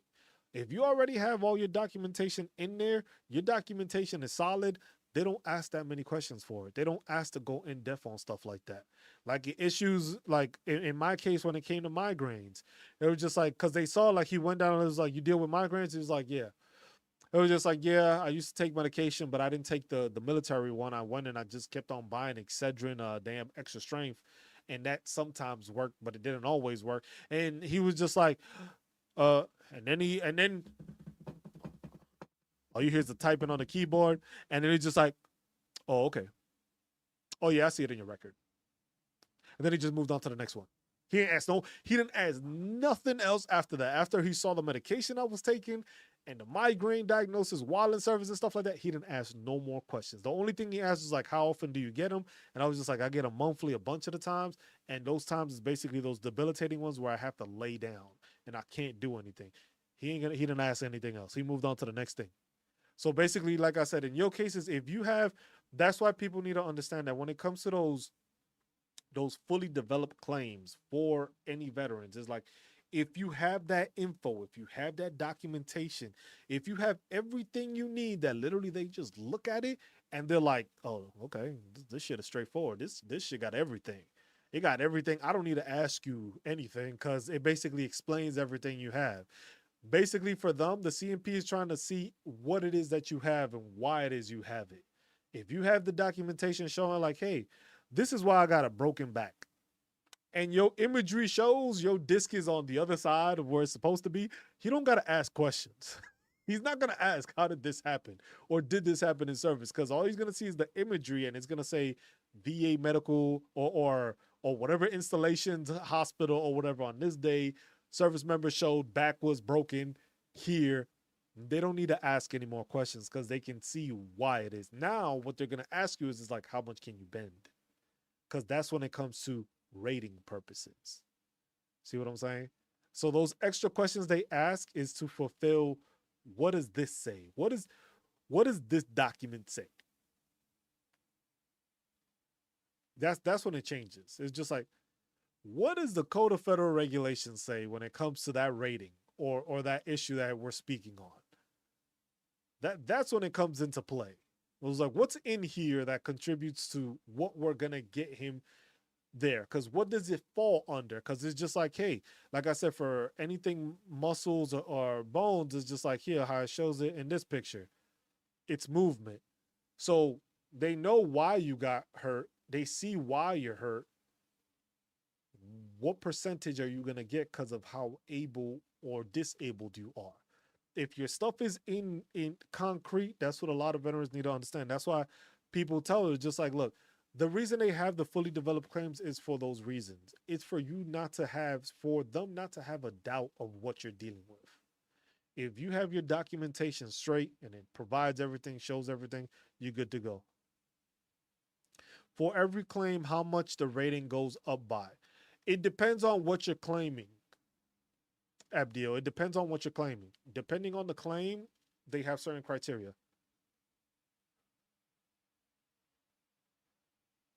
Uh, Extreme recluse. Oh, vital. My man. He said it's vital. What's up, man? My man found me. He got me on Twitch and came all the way to YouTube. I appreciate you for the views in here. It goes depending on what it is. So this document here, vital, is basically, this is a schedule of ratings. This basically shows I should be able to link that again. There you go. This is the that is the YouTube working better than Twitch. Yeah, that's the second I've been seeing that. I don't know what it is, but like I said, I'm streaming, like I'm streaming to YouTube on this computer and I'm streaming to Twitch and Facebook on the other computer, and I got TikTok on my phone.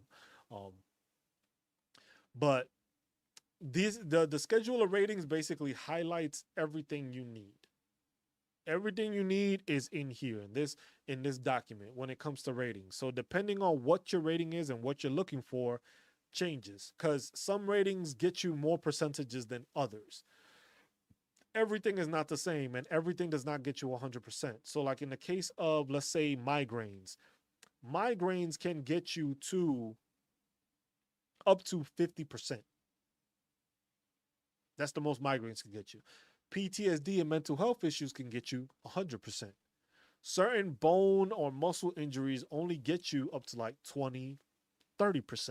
Depending on what it is, depending on what it is you claim, everything is worth a different amount. Everything does not get you to 100% unless it's just like, if you lost a limb, you fall under the special monthly compensation, which is different. So basically, they're gonna rate you at that. What was that?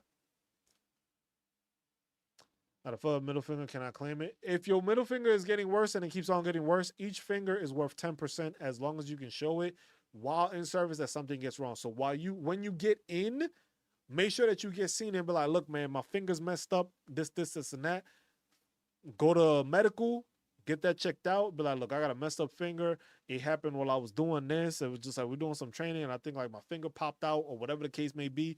Get that seen, get it notated, and then down the road, it just be like, look, my finger don't operate or move the same, and you claim it that way.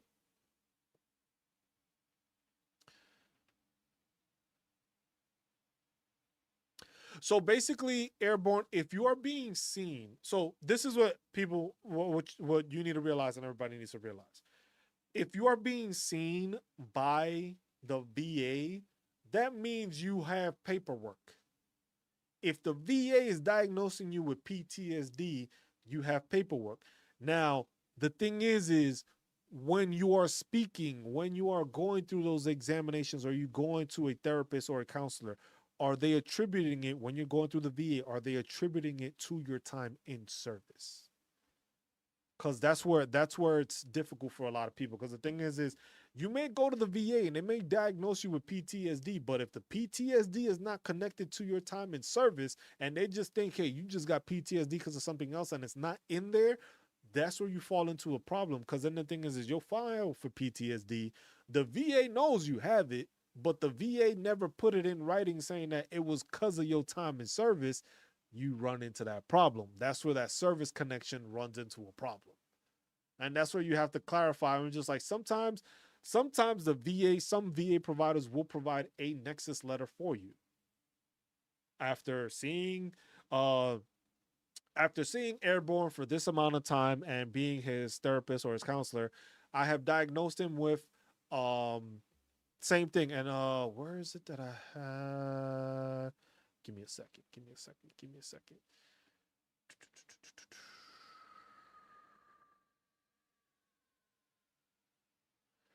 Give me 1 second. I have to try to find where I put that file.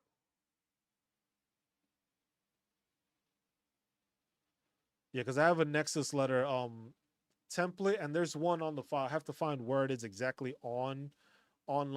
But there is a Nexus letter template that basically says like, hey, they can provide a Nexus letter. Now, does the VA usually do that? Not always, depending on where you're at and where. Sometimes they want to do that, sometimes they don't. I don't know if there's something against them doing it while being a provider or not. Not sure. Can't clarify that. Would have to figure something out like that. But it's basically you having that documentation saying that, hey, they are Dr. So and so. They've been treating you for this amount of time. They have seen that within your time doing this, you have been diagnosed with PTSD. Your PTSD was caused because of your time in service, and this happened while in service, and this is what's going on, and this is my medical professional diagnosis. This is what I am like, because it has to break it down, and sometimes they know how to write the Nexus letter, sometimes they don't, and it has to be specific. It has to say they're familiar with what it is you're dealing with. They've diagnosed you, they treated you, they have to have their credentials. So basically saying that they are a board certified therapist from this, I studied at this university and obtained whatever. They could go in depth like that, and then they break down just like Airborne has PTSD because of this time. He went through this situation, which was his time in service, and I have uh, classified it as that the reason that he is diagnosed with PTSD was because of this event in the military, which we have spoken about, which is broken down. And then it's even better if you have proper documentation of it happening in service, because then that same Nexus letter, why the provider be like, it's from this situation here that he has documented on this day, which he has also filed for, or he has also mentioned to the VA prior to, and it is in his record showing that he went through this assault, he went through this vehicle rollover, he went through this time in deployment, he saw this or did, stuff like that, and that goes for it. Your intent to file, look, remember, your intent to file lasts a whole year. You can use your intent to file for a whole year. That's how long it's good for. If you need to file an intent to file and if you're going to be getting this documentation or this scene in the next couple of months, next 2 or 3 months, you can still do that.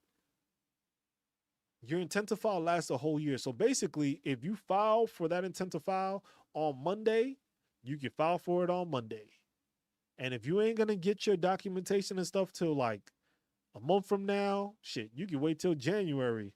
It's only 3 months away. And that's when you're going to get your stuff. You still got 9 months worth of time to submit all the documentation, all the information you need to then submit it and get a CMP examiner. Because then what happens? Now you filed on October, basically tomorrow, October 7th. You have till October 7th of 2025 to submit all the stuff for your documentation. So basically, if that documentation goes and it takes you to 100% off of what you filed, you will get back paid to tomorrow, basically. You'll get that back paid till October 7th. So that's why I tell people, like, look, your intent to file lasts for a year. If you know you're going to be seeing doctors and you're going to be getting the information, you can file your intent to file can be filed any day. You have a year to submit all the documentation you need stuff in there. Now, it's best to make sure, hey, you are going to have this stuff. You know that that's what you're dealing with. You want to make sure you have all that documentation in there. You want to make sure everything is provided for. You want to make sure everything is in there. And that's the thing where people fall behind. Do not, if you have no intent on actually going for and getting all this documentation, then you might want to hold off a bit on that intent to file. But if you already have it lined up where you're going to get this appointment, you're going to see the doctor on this day, you're going to see this, you should get a letter by this time, you're going to get a Nexus letter by next week, file today, shit, do it now. Just intent to file. You don't have to actually put any of those disabilities in there. File your intent now. The intent to file, you can do that shit right now. While I'm talking to you, you can leave right now. You can leave. Leave. Go to va.gov. file, intent to file, put that in there, have that there and just have it. You have a year to fulfill that file. So as you're doing it, like I said, you could be gone and you see somebody and they just diagnose you with some other shit. Well, that's something else I'm adding to this claim now. Then you submit everything. Once everything is good, you will submit it. Because remember, your intent to file is one thing. You submitting it is a whole different thing. Because you can keep on getting documentation and stuff like that. And even when your stuff is in the process, you can still upload more stuff. Is there a program that helps veterans pay their debt off in less than 30K or no? Bearded, I haven't been made aware of anything when it comes to like debt payment. When it comes to like if it's school loans and you get 100% P&T, your school loans are forgiven. It's a one-time thing. Your school loans are forgiven. Now, for programs like that, you may have to reach out to like Military One Source, or you may have to reach out to different things. Most of the time, I don't think that that's something that's available readily for veterans, where it's those are like usually like those outside entities that are just like, oh, file as a veteran and we'll give you this loan and stuff like that and stuff like that. So it's not that I'm aware of. I don't know of any specific programs through the VA. Most of those are like outside entities that is just like, hey, we can help you by offering you a loan of this amount to consolidate all this stuff. And it's just like debt reduction programs and all that stuff usually are not through the VA. The VA, I don't think, has anything specific for that. The thing is sometimes you got to be careful with those agencies and those things, because the thing is they know you getting a check. If you're a veteran, they know you getting a check. You getting a tax-free check. They know that. So that's why they go. It's just like, hey, we'll give you this consolidation loan, and just like it'll be crazy ass interest rate or now, or maybe low, because depending on credit score and stuff like that, there's different stipulations. But the VA doesn't, that I know of, the VA does not provide anything specific like that. But when it comes to education, like we said, like when dealing with education stuff, if you are using your education benefits, if you are going to school, let's say you are taking school loans out. My son is going to college next year, and I'm 100% was wondering if it's paid for if I need to, because my debt I'm trying to pay off so I can pay for his college. Remember, Bearded, with the DEA thing, the Dependents Education and Assistance, he will get that $1,500. If he's going full time, he gets that $1,500. He gets that. It's $1,536 now that he will get monthly while he's enrolled, tax free. He just has to enroll through there. So that'll at least help to pay off some of it.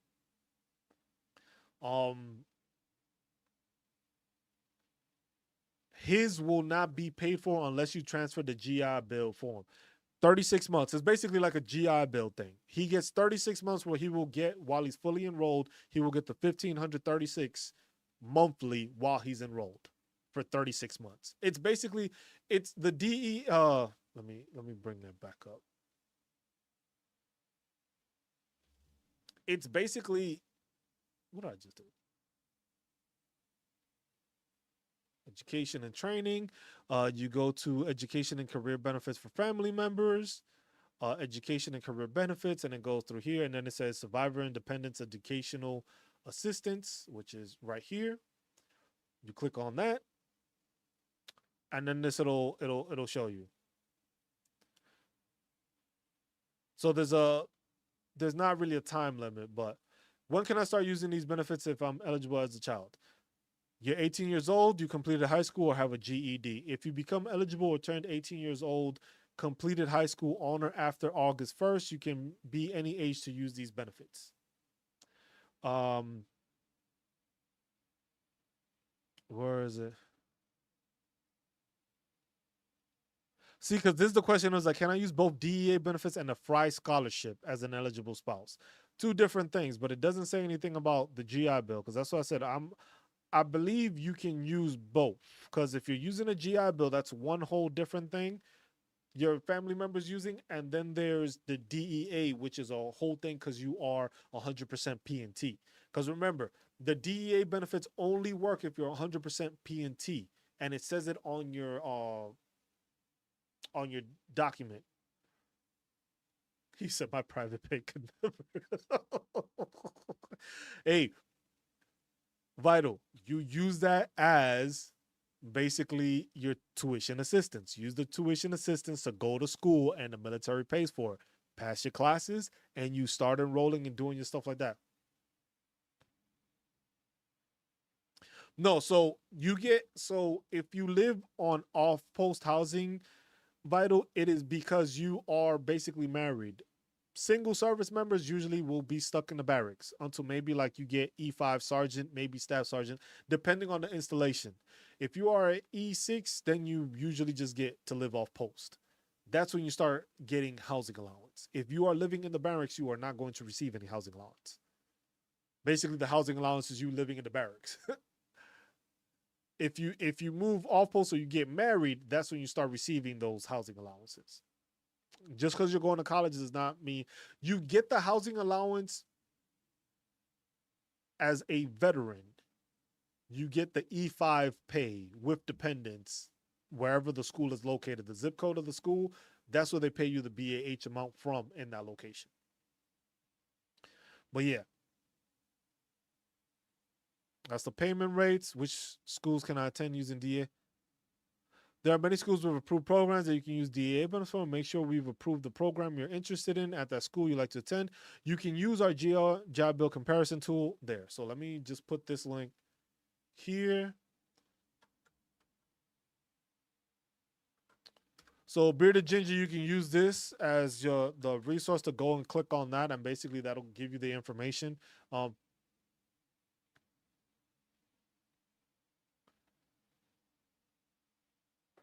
The thing is so if you are active duty, the only way you get, and I'm not even sure how the GI Bill works in that place. If you're active duty and you're using your GI Bill, you may get that BAH, but I'm not entirely sure because you're not living off post, you're living on thing. Housing allowance is only given to those that live off post. And then depending on where you live off post, because sometimes they have off post military residential areas, which basically they are in agreement with the military that they will receive your BAH and you will receive maybe like $200, $300 depending on what they charge. If you live completely off post, you receive your BAH and it's on you to pay your rent with what they give you, depending on the locality of where you're at. So that changes it also. He said, I ain't married for BAH. Hey, a lot of people do it. I don't suggest it, but a lot of people do that. But yeah, see, this is the criteria basically for it. This is how you get. There's no time limit. So, but basically, you're eligible from 18 to 26. So it basically says you became eligible for DA benefits on after August of 23. You turned 18 after August of 23. You completed your high school, received your GED after August of 23. Generally, you have up to 8 years to use your benefits before you turn 26 years old, if all of these are true. So that just comes with it, Bearded. So basically, like in my situation right now, my wife is currently going to school. Basically the same way I received that letter basically saying, hey, you have this amount of benefits available to you, this how much you use, she receives the same thing. So basically it is basically like a letter saying like, hey, you have 36 months worth of this benefit to receive. So when he files for it, it's going to basically start counting down the time while he does it. So he'll get 3 years worth of tax-free monthly pay of 1536, and as you know, as the years proceed, it'll go up slightly, like that 2% or 2.5%, stuff like that. So that's how you got to look at it. No problem, Bearded. I was just like, but it's basically going through here and you apply for it, because I believe on that same link it has, yeah. So you can do it through here. Apply online, apply for VA education benefits for dependents online. Fill out a dependents application for VA thing. Let me see. This is the form. I should be able to copy link address. That's the form. So if you click on that, you should be able to get to the form, and that'll show you and get you to where you need to in order to use that benefit basically. So that's what you would have to file for. So that's basically how you would have to go about doing it if you're doing it. Got to find a school. You talk to the school. He gets enrolled through the school, and then from there, most schools now have a military liaison office or veterans office or whatever the case may be. You go speak to them, get in contact with them, say, "Hey, I would like to use my DEA benefits for my class or for schooling, so I can receive my veteran because my parent is a service member." It's just like, okay, use that. There you go. If you transfer it over to GI Bill, they can use a GI Bill and they go through that process and then they file for the DEA after the fact. Because I haven't found anything that says you can't do both. I still haven't seen anything. From what I've been seeing on this and I've been looking into it, you can still use both because the GI Bill is one entity, DEA is another. The DEA benefits are a benefit that you receive because you are a 100% permanent and total veteran.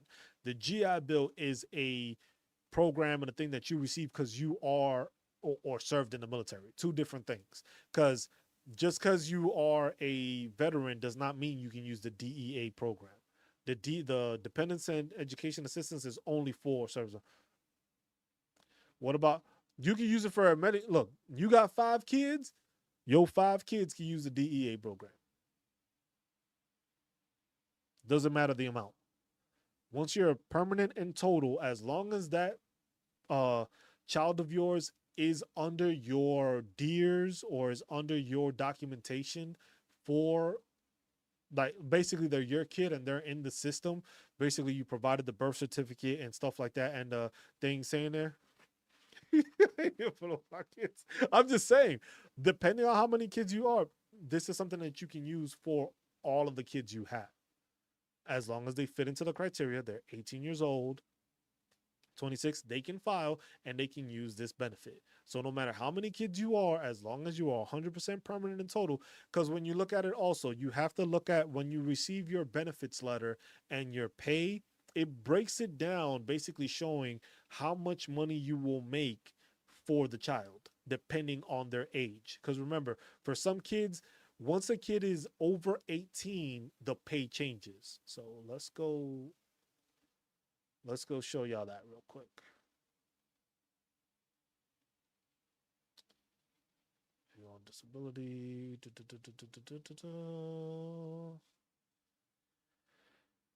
disability compensation rates, veterans disability compensation rates, and then we go down through here.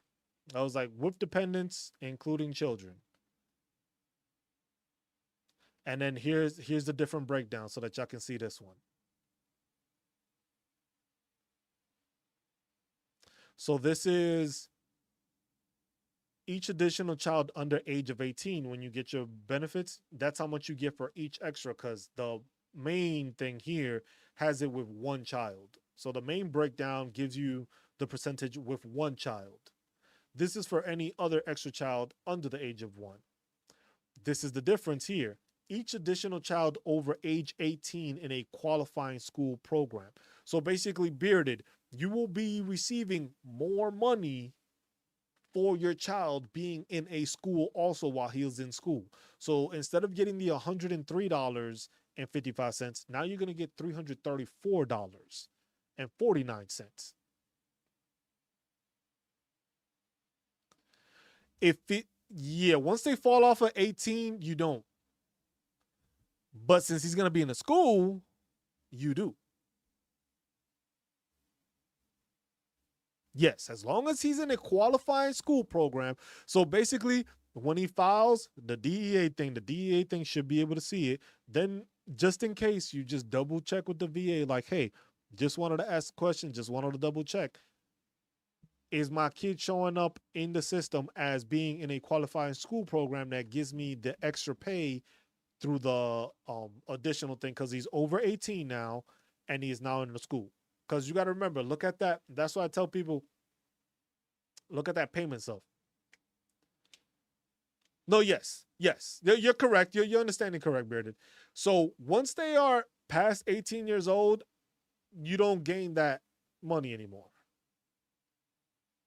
If they're 18 and over, They're done. But if they're 18 and they are enrolled in a school, you get paid the 334. Because it's like the VA understands once they turn 18 and they turn 18, you're not supporting them as much because they can support themselves. But now, if they are in a school, you are still supporting them to go through school, so they pay you extra for that. He said, "Holy shit."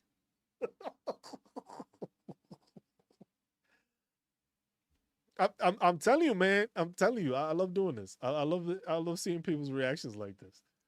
And I was like, but that's information that people don't understand. Because the thing is like, look, next time when you get your if you go through the va.gov, check your payment stuff or check that letter that they send basically breaking down your information, and it'll show your dependents, and it'll show that your dependents age is till they go to 18.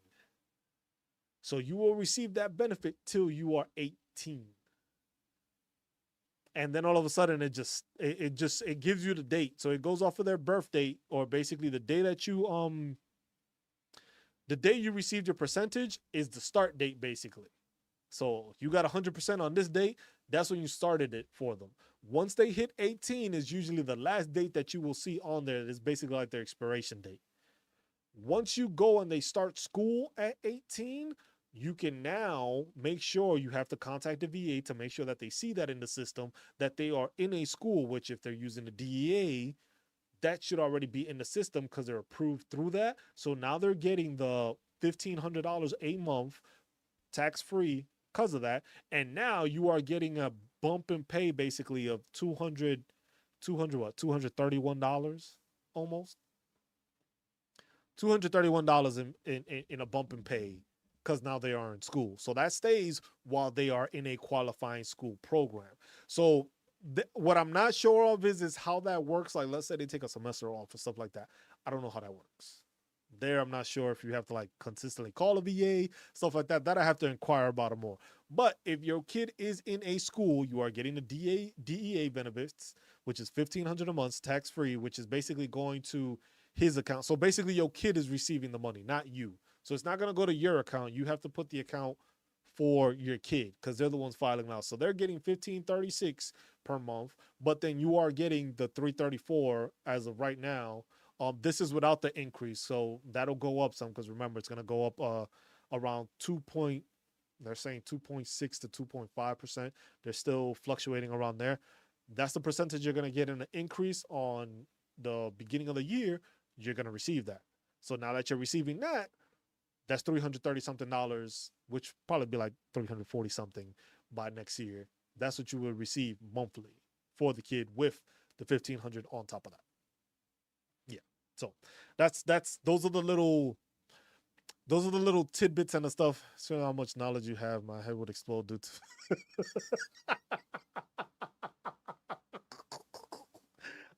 I guess I'll take that as a compliment.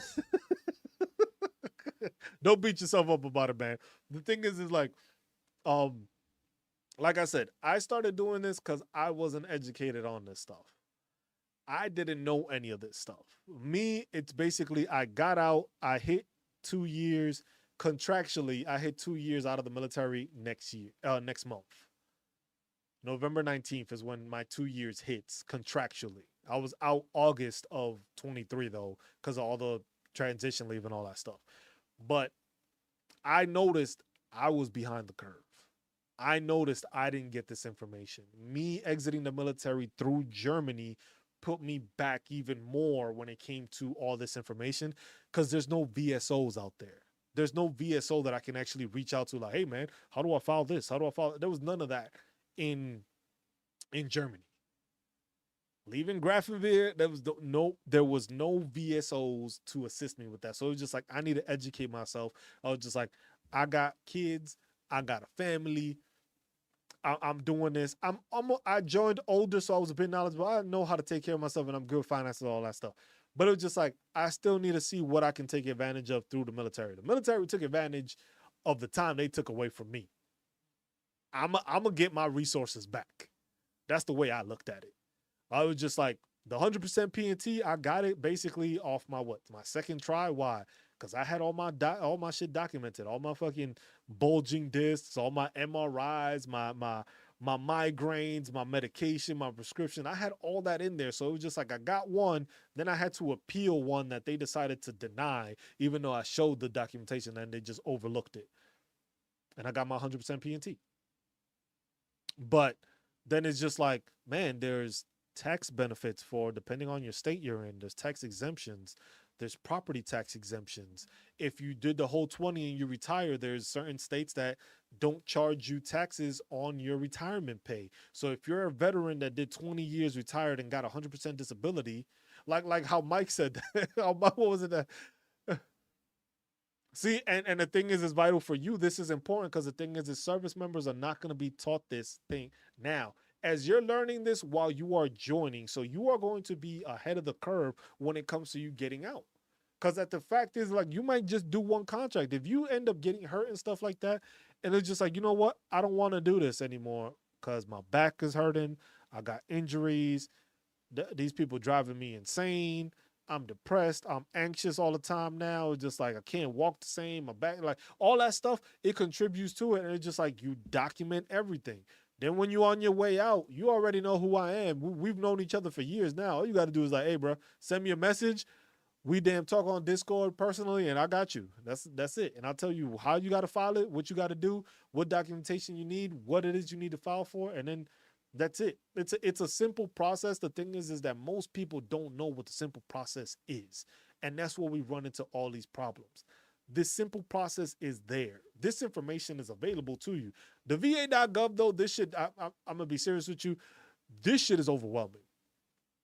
When you click on this damn site and you go to this site and you start looking for shit, this shit is overwhelming. The first time I started doing this, I was like, holy shit. I was just like, where do I find what the damn disability pay is? I was just like, you go to disability and it's just like, what does it say? It doesn't even say it says how to file thing. It doesn't even talk about the pay. You got to click on the view disability. Then you go through there. And then it's like, oh, get VA disability compensation. Hold on, let me see so I can see it this way. Then you got to click on this and then it shows you all the different disability benefits. And then there's more information and resources. You would think that they would tell you where the pay is like one of the first things. No, then you got to go to here. Got to click on that. Then from there, you got to go again and you got to find another place to click on, which is then like, oh shit, veteran disability stuff. Then that's when you get to the thing. How many clicks did I just do to try to get some simple information? The I should make that a video, Airborne. I think I'm gonna do that. I'm gonna make that a fucking video. Just you walking. It's just like I'm about to file, and it's just you walking, and it's just like this door, this door, this door, that door, this door, and you're just like, yo, what the fuck is going on?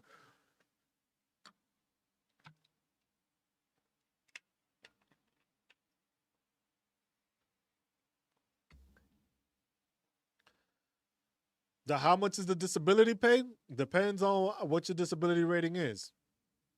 Because you going in, no kids, nothing, it goes from 0%, or it goes from 10% to 100%. 100%, you by yourself would be $3,700 a month. See, and Dash, that's the same thing. Dash says basically that people were telling I was ahead of the curve since I was now in and learning these things, but they were right. Now he's getting 100% PNT, he's getting med boarded, and he doesn't have to worry about his paying back his severance pay because he figured out and he spoke about what he had to do in order to avoid that situation. And those are the things that people don't understand. Those are the things that people don't know, because if you take that severance pay, that shit ends up hurting you at the back end because some people take it and think they're going to keep on getting their benefits, but they're not.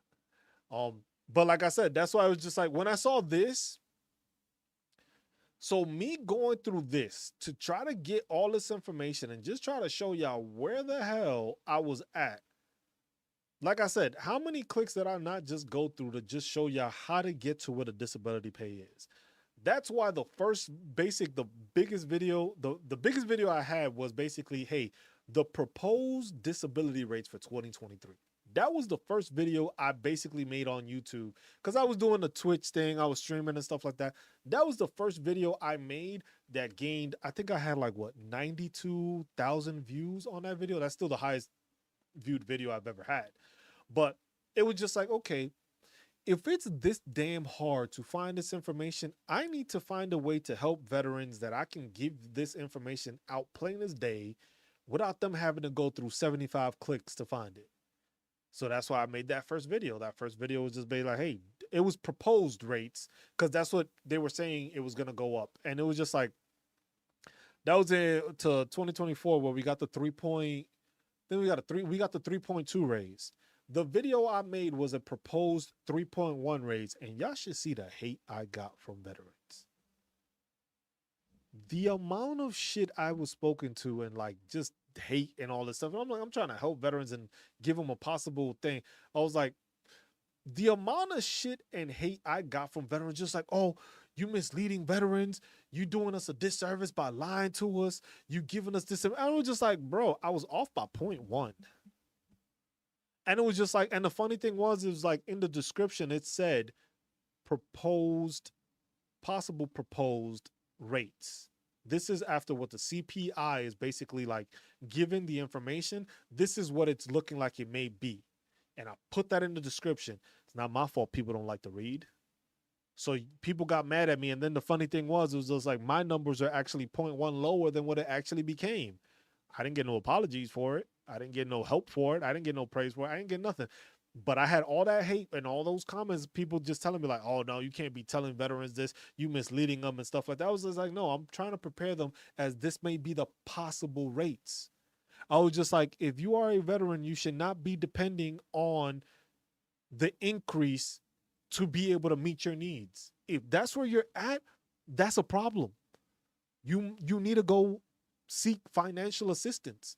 If you are depending on a 8% raise like we had that one year from 22 to 23, and that's what you're depending on, you need to go talk to somebody. You need to go to a financial advisor, get your shit straightened out and fixed. Because the thing is shouldn't be dependent on what that raise is. We get one every year, no matter what. We're going to get a raise every year. That's not going to change.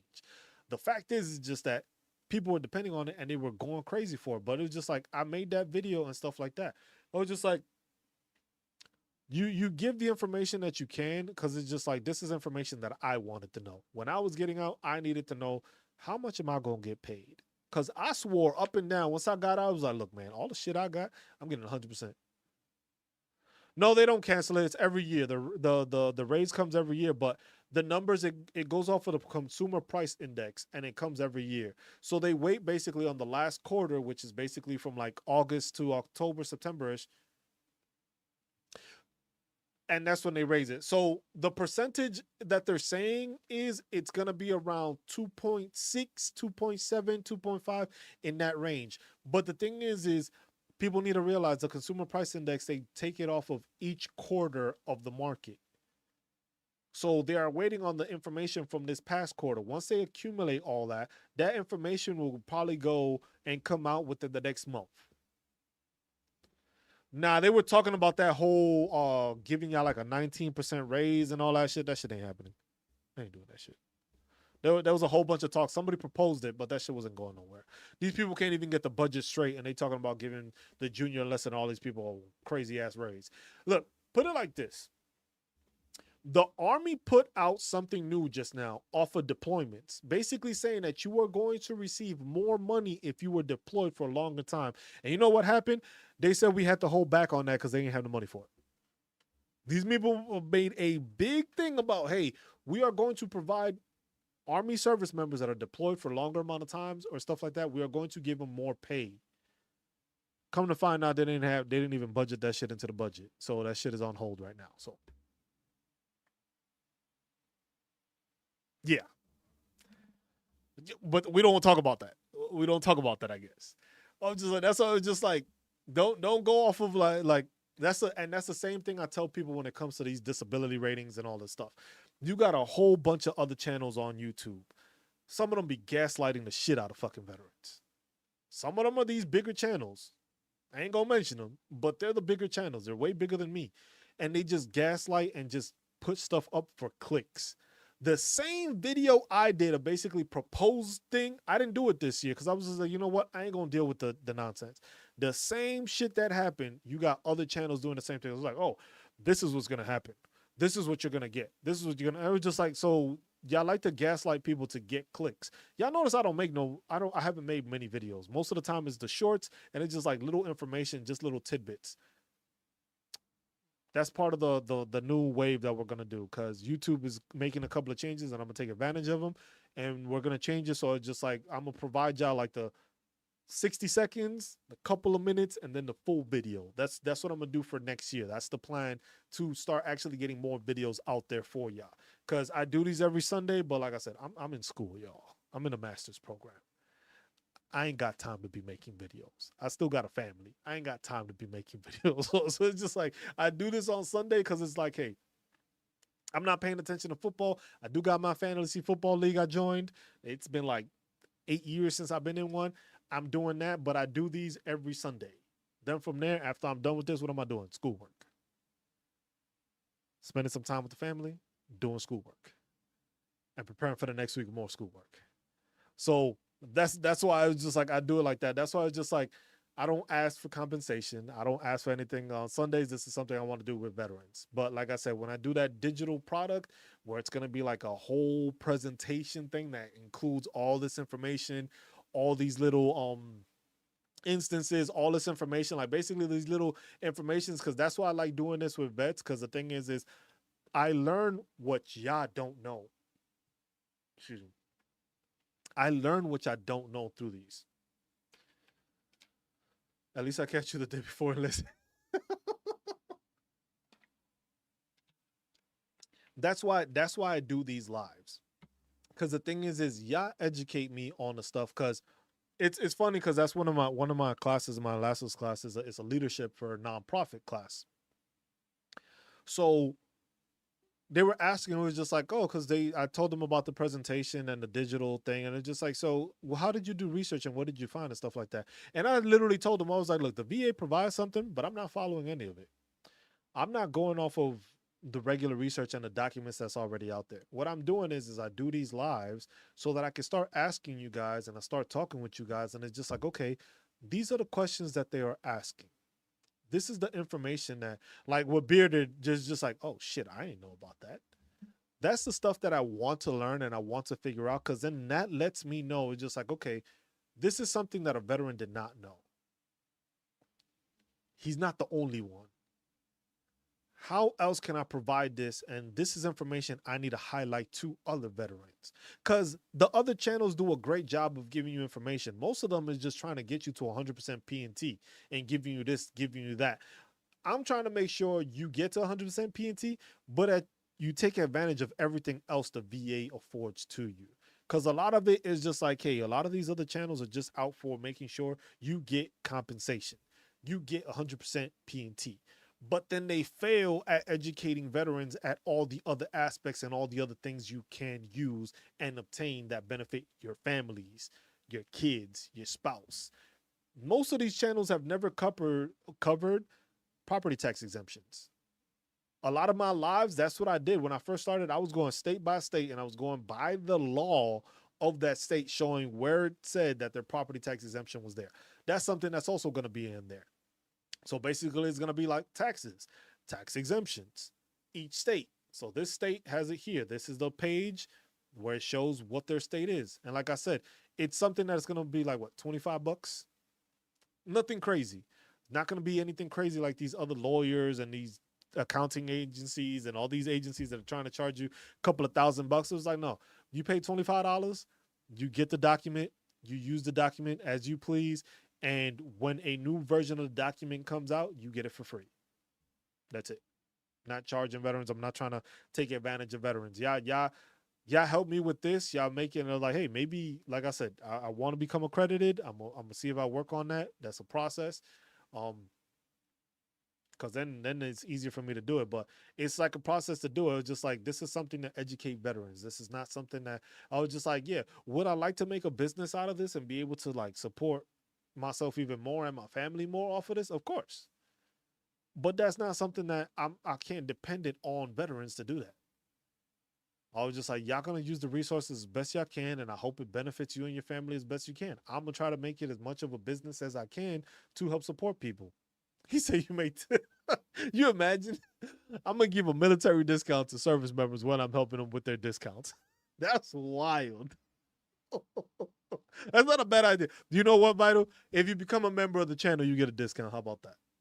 If you become a member of the channel, I'll give you a discount." Oh, that's funny as hell, though. You know what? Thanks for that, though, because I'm gonna put that in there. Hold on, write that down. See, shit like that. Because the thing is that is something that a lot of people don't know. You, thank you, Vital.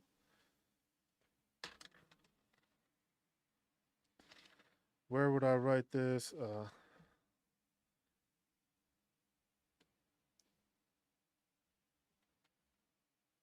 Oh, so I might have missed you answer. What's the best veteran charity for my business to give to? Ooh, Shield. Shit.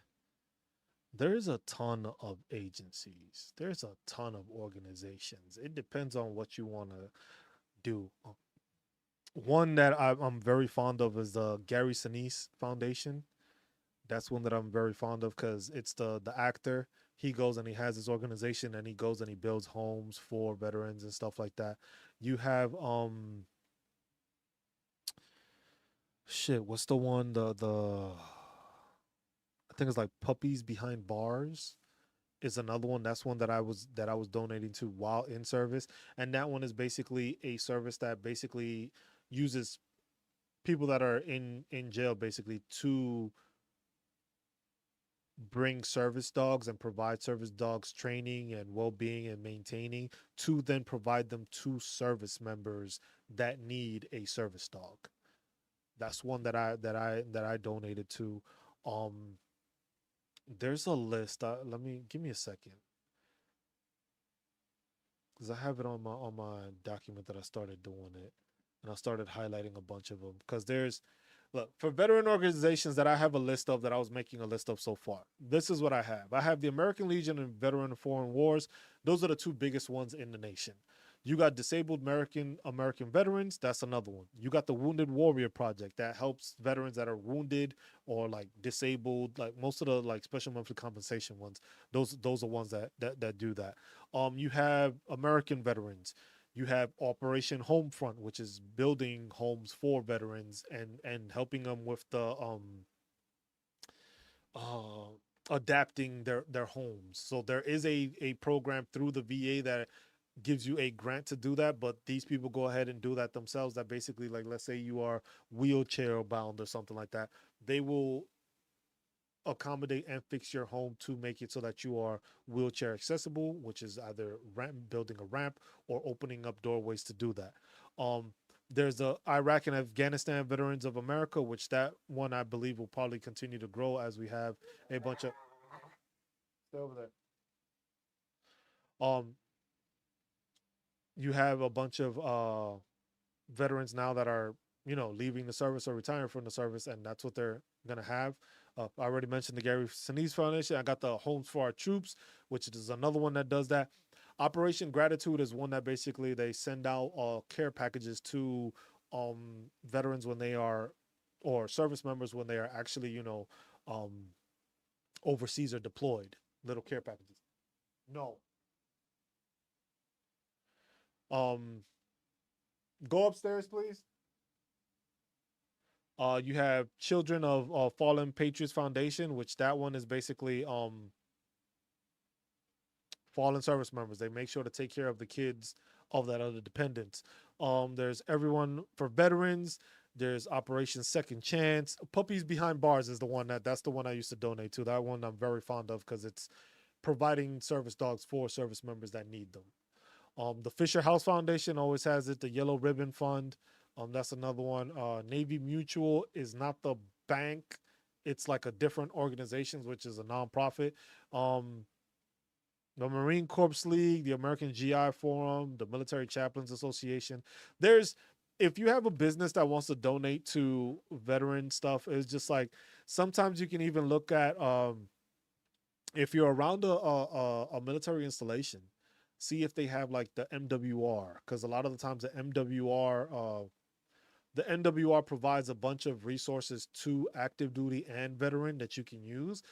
Sometimes they have stuff that they require. Sometimes it's stuff that they need to fix. Stuff that they need that has needs updating. And hey, if you're gonna be able to donate to a business and a charity, that's something that always helps active duty and veterans. So that's something to keep in mind. But there's tons of organizations. Um, it's those like the way I see it is like there's so many organizations out there for veterans. The thing is a lot of them don't get highlighted because of the fact that you have these major organizations like the American Legion, the VFW. Those are organizations that have funding from entities. They have partnerships with other like with corporations and stuff like that. So those are some of the ones that is just like okay, I don't need to specify too much on those because those are easily visible. But like a puppies behind bars, that's one that doesn't get the same attention. But it's just like you're still donating to take care of dogs that are becoming service dogs for those service members and veterans that deal with depression, deal with anxiety, deal with any conditions where they need that assistance. Um, I know some of those. I was concerned about rumors Wounded Warrior CEO might have been skimming funds for Jets, etc. The thing is like that's the difficult part because the thing is these are all nonprofits. All nonprofits are not great. Um, some of them do good. Some of them is just like the way they're structured is questionable, and sometimes you have just rotten apples in those organizations. Doesn't mean that the organization sucks. That's like you mentioned. That's the CEO that was doing that. That doesn't mean the people that were there daily assisting are the ones that are contributing it to it. So that's why I say it's difficult to highlight them, but there's all these organizations that do that. Um Shit, hopefully one day you could donate to my organization if I'm able to create one and build up a forum for it to just assist people. But that besides that, it's just like you can find so many you can find organizations everywhere. And sometimes it's like, hey, you don't even have to go to an organization. Sometimes you could just find a shelter. Find a shelter that sometimes they have homeless veterans in those shelters and just like hey ask like hey do you have any homeless veterans and I'm here to provide assistance to these homeless veterans. That alone will go a long way. That alone, you know, you are directly affecting somebody. It's not going to a middle person or something like that. You go into a thing or just like the other people might feel weird about it because it is a homeless shelter. But if it's hey, I'm here to assist veterans because I'm a veteran association or I'm a veteran myself and I want to make sure veterans are taken care of, it sucks because then you like separating it like that. So, but it's organizations that you could do. Go ahead, Vital. Ask. So it's just like all those things is like when it comes to all those, like I said, puppy behind bars to me is like one of the things because I did that while I was active duty. While active duty, when they have those organization where you donate and stuff like that, I was doing that one because I found that one and it was based out of New York because I'm from New York City, so that helped. And I was just like, okay, this is something that I can get behind because I see the message and I see what they're doing. But no, if you have an asthma waiver, that means that they know you have it.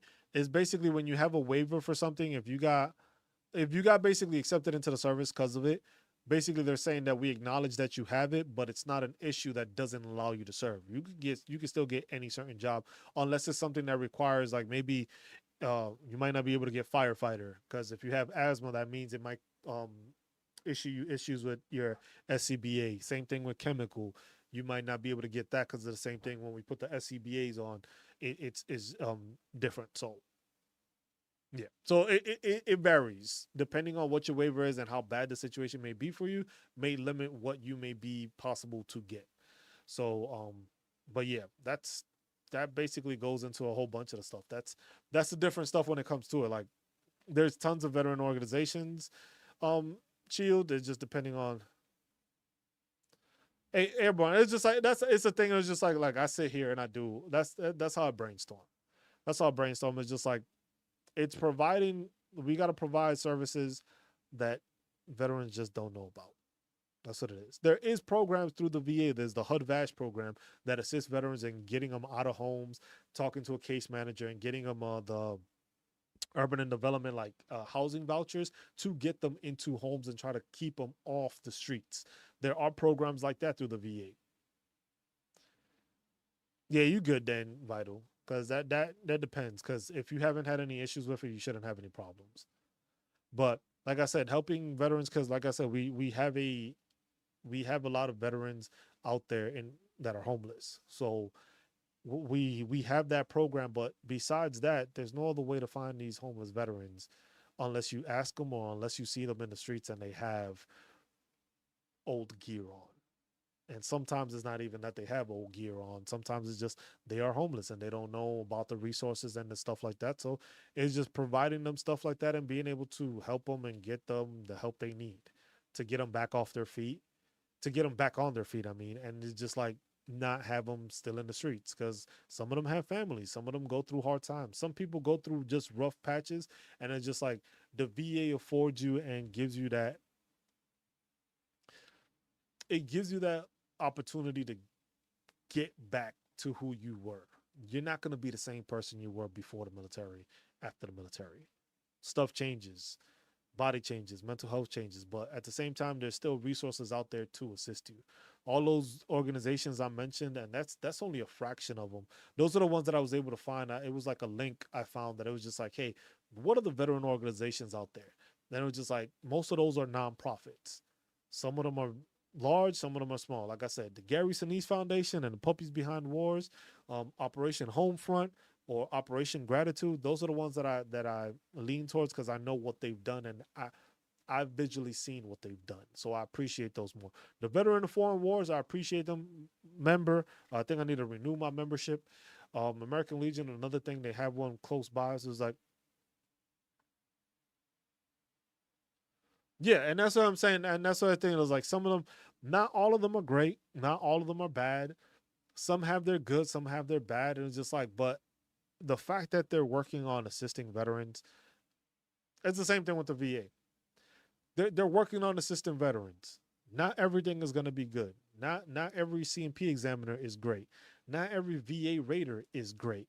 Not every medical provider that you see is great, but they do have great ones. Sometimes it just sucks you don't get to experience it. Same thing happened while we were in service, but we didn't say shit then. Now we have a voice and we can say it, but we could have said something then. It was just like we've gone through great leadership and we went through bad leadership. It's the same thing with the VA.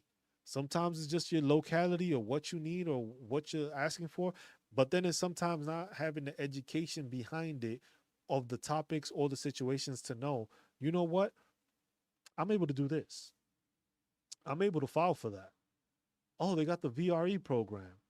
Oh, they got the HUD VASH program. In case I go through stuff like, yep, that mentality is what keeps us in problems. That suck it up and drive on. And the thing is for a lot of people as veterans, they continue that same mentality. So it comes to it, it's just like you got to remember if you have that same mentality while being in service and out of service it hurts you more because you have more benefits and you have a voice to use that you don't use because you don't know how to use it because you got used to not being able to.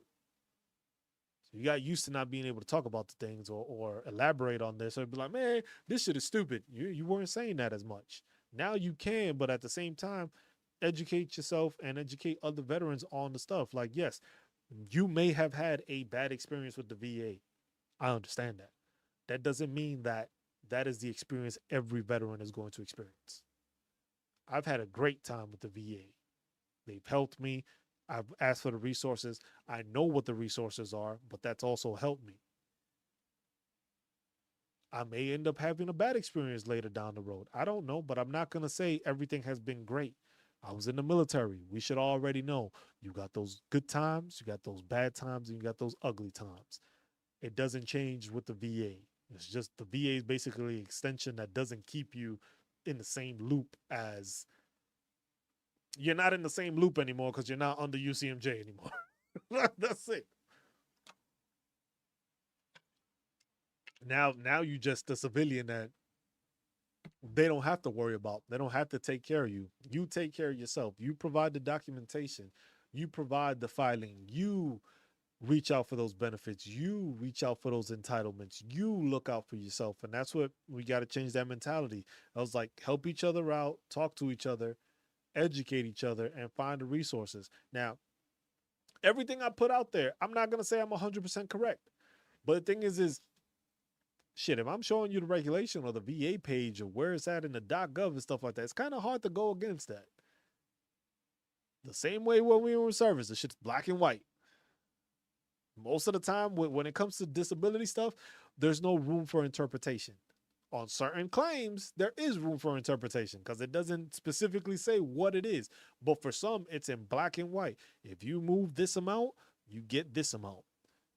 Migraines, it depends on how many migraines you get, how bad you get them, how often you get them. That changes your thing just off of what you say.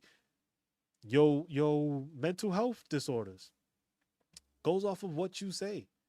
Depending on how bad, do you remember shit? Do you forget shit? Do you get triggered often? Can you do this? Can you not do that? Stuff like that.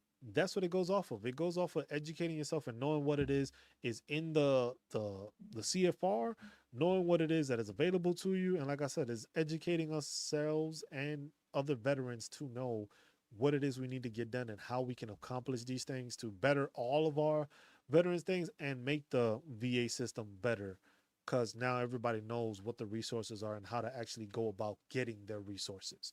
Um, yeah, that's the best way of putting it, really. If you want to donate, donate to organizations, donate to funding, find different organizations. Find look, the best resource also is like you don't even have to donate. If Shielded, if you're still here, um, Shield and Soul, you don't have to donate.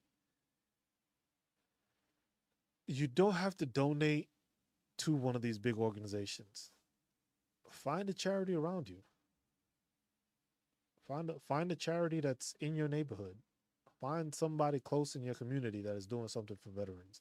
Because sometimes it could just be a school thing. Sometimes it could be a little organization or a little activity for veterans, and just do it like that. Shit, you could even do it yourself as a damn business. You don't even have to donate it. You could write it off as your own business expense that you did this as a charity event and you put it as part of the business as a charity event for veterans.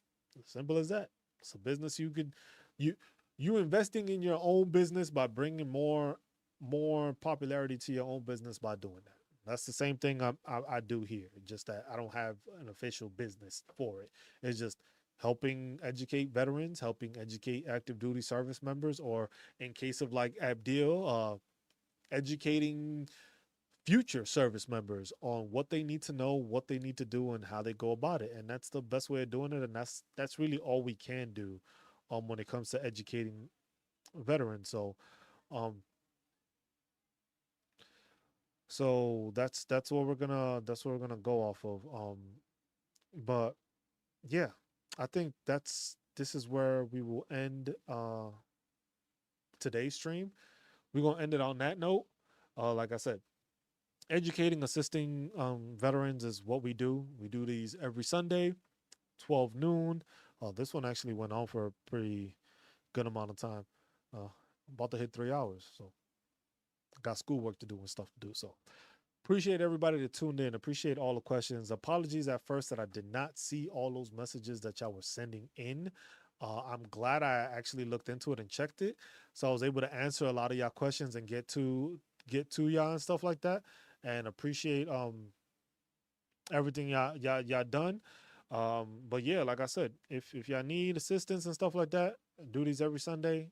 Don't hesitate to tune in. Don't hesitate to ask questions. Like I said, you educate me, I educate y'all, and we educate those around us. Because like I said, some of those questions y'all were answering within yourselves that I didn't even see the questions before that. So that's the one thing. It's just like make sure that we're doing this. Abdul, thank you, Tim.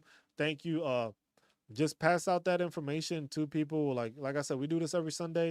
If y'all can, what y'all could do for me is just like make sure to share these lives. Make sure to pass it out. Let people know that this is what we do. This is what we talk about. Just so I can help my channel grow. If you want to become a member, Lowest membership is $99. No, $99. I would never. I would never. It's 99 cents. It's $1. You can become a member. You get certain perks with it. Um, Basically, these videos stay online for like a week and a half to 2 weeks, and then from there I push it over to the membership. Yeah, I said 99. I was just like, I wouldn't pay. I would sign off. I would have just left as soon as I said that. There's a couple of different tiers. They get different stuff. It was like the main one is just to support the channel, $1 a month. The second one is basically you get to see the videos ahead of time. Third one, it'll be more. There's like a $25 one, and that's for like a. I don't expect anybody to do that, but that's like if you want to literally have a one-on-one with me and we can go through everything and stuff like that. So it's just like I get some compensated for taking the time out to do it. But that as a veteran, you will get that like straight up. But it's 25 a month. I don't expect anybody to do that. I appreciate you if you go at any level, but then there's like the senator level also. All different stuff, different criteria. As we keep on growing, we're gonna build more on it. But those are the things that would have helped me continue to build, continue to probably get a better damn internet signal, so that this shit doesn't get all crappy every now and then. But I appreciate everybody as always. Take care of yourself. Look out. Well, take care of one another. Look out for one another. Be good to one another and love one another and stay marvelous while doing it, y'all. I appreciate y'all all for tuning in. Like I said, this will be on here. Yes, Airborne. I hope to hear that. I hope to hear that. Just I'm telling you, intensify, get it done, get it on there, then just keep on building the information and then submit it fully, and you'll be good to go. So that way it starts October 7th. You have your start date. So anything that gets backdated or backpaid will be to October 7th. So I'm there, Vital. As always, appreciate you, my man. I might get on later tonight and play some Apex. We'll see. We'll see. But appreciate y'all. Y'all take care. Enjoy the rest of y'all Sunday. Go watch some football. Spend some time with the family. Enjoy yourselves. I will see y'all around. I will schedule next week's live on there. So just make sure to have your notifications on. If you don't already, put your notifications on. Have the bell on there so that way you can see it. So that way you have a notification of me going live. So appreciate y'all. Y'all be good. Peace.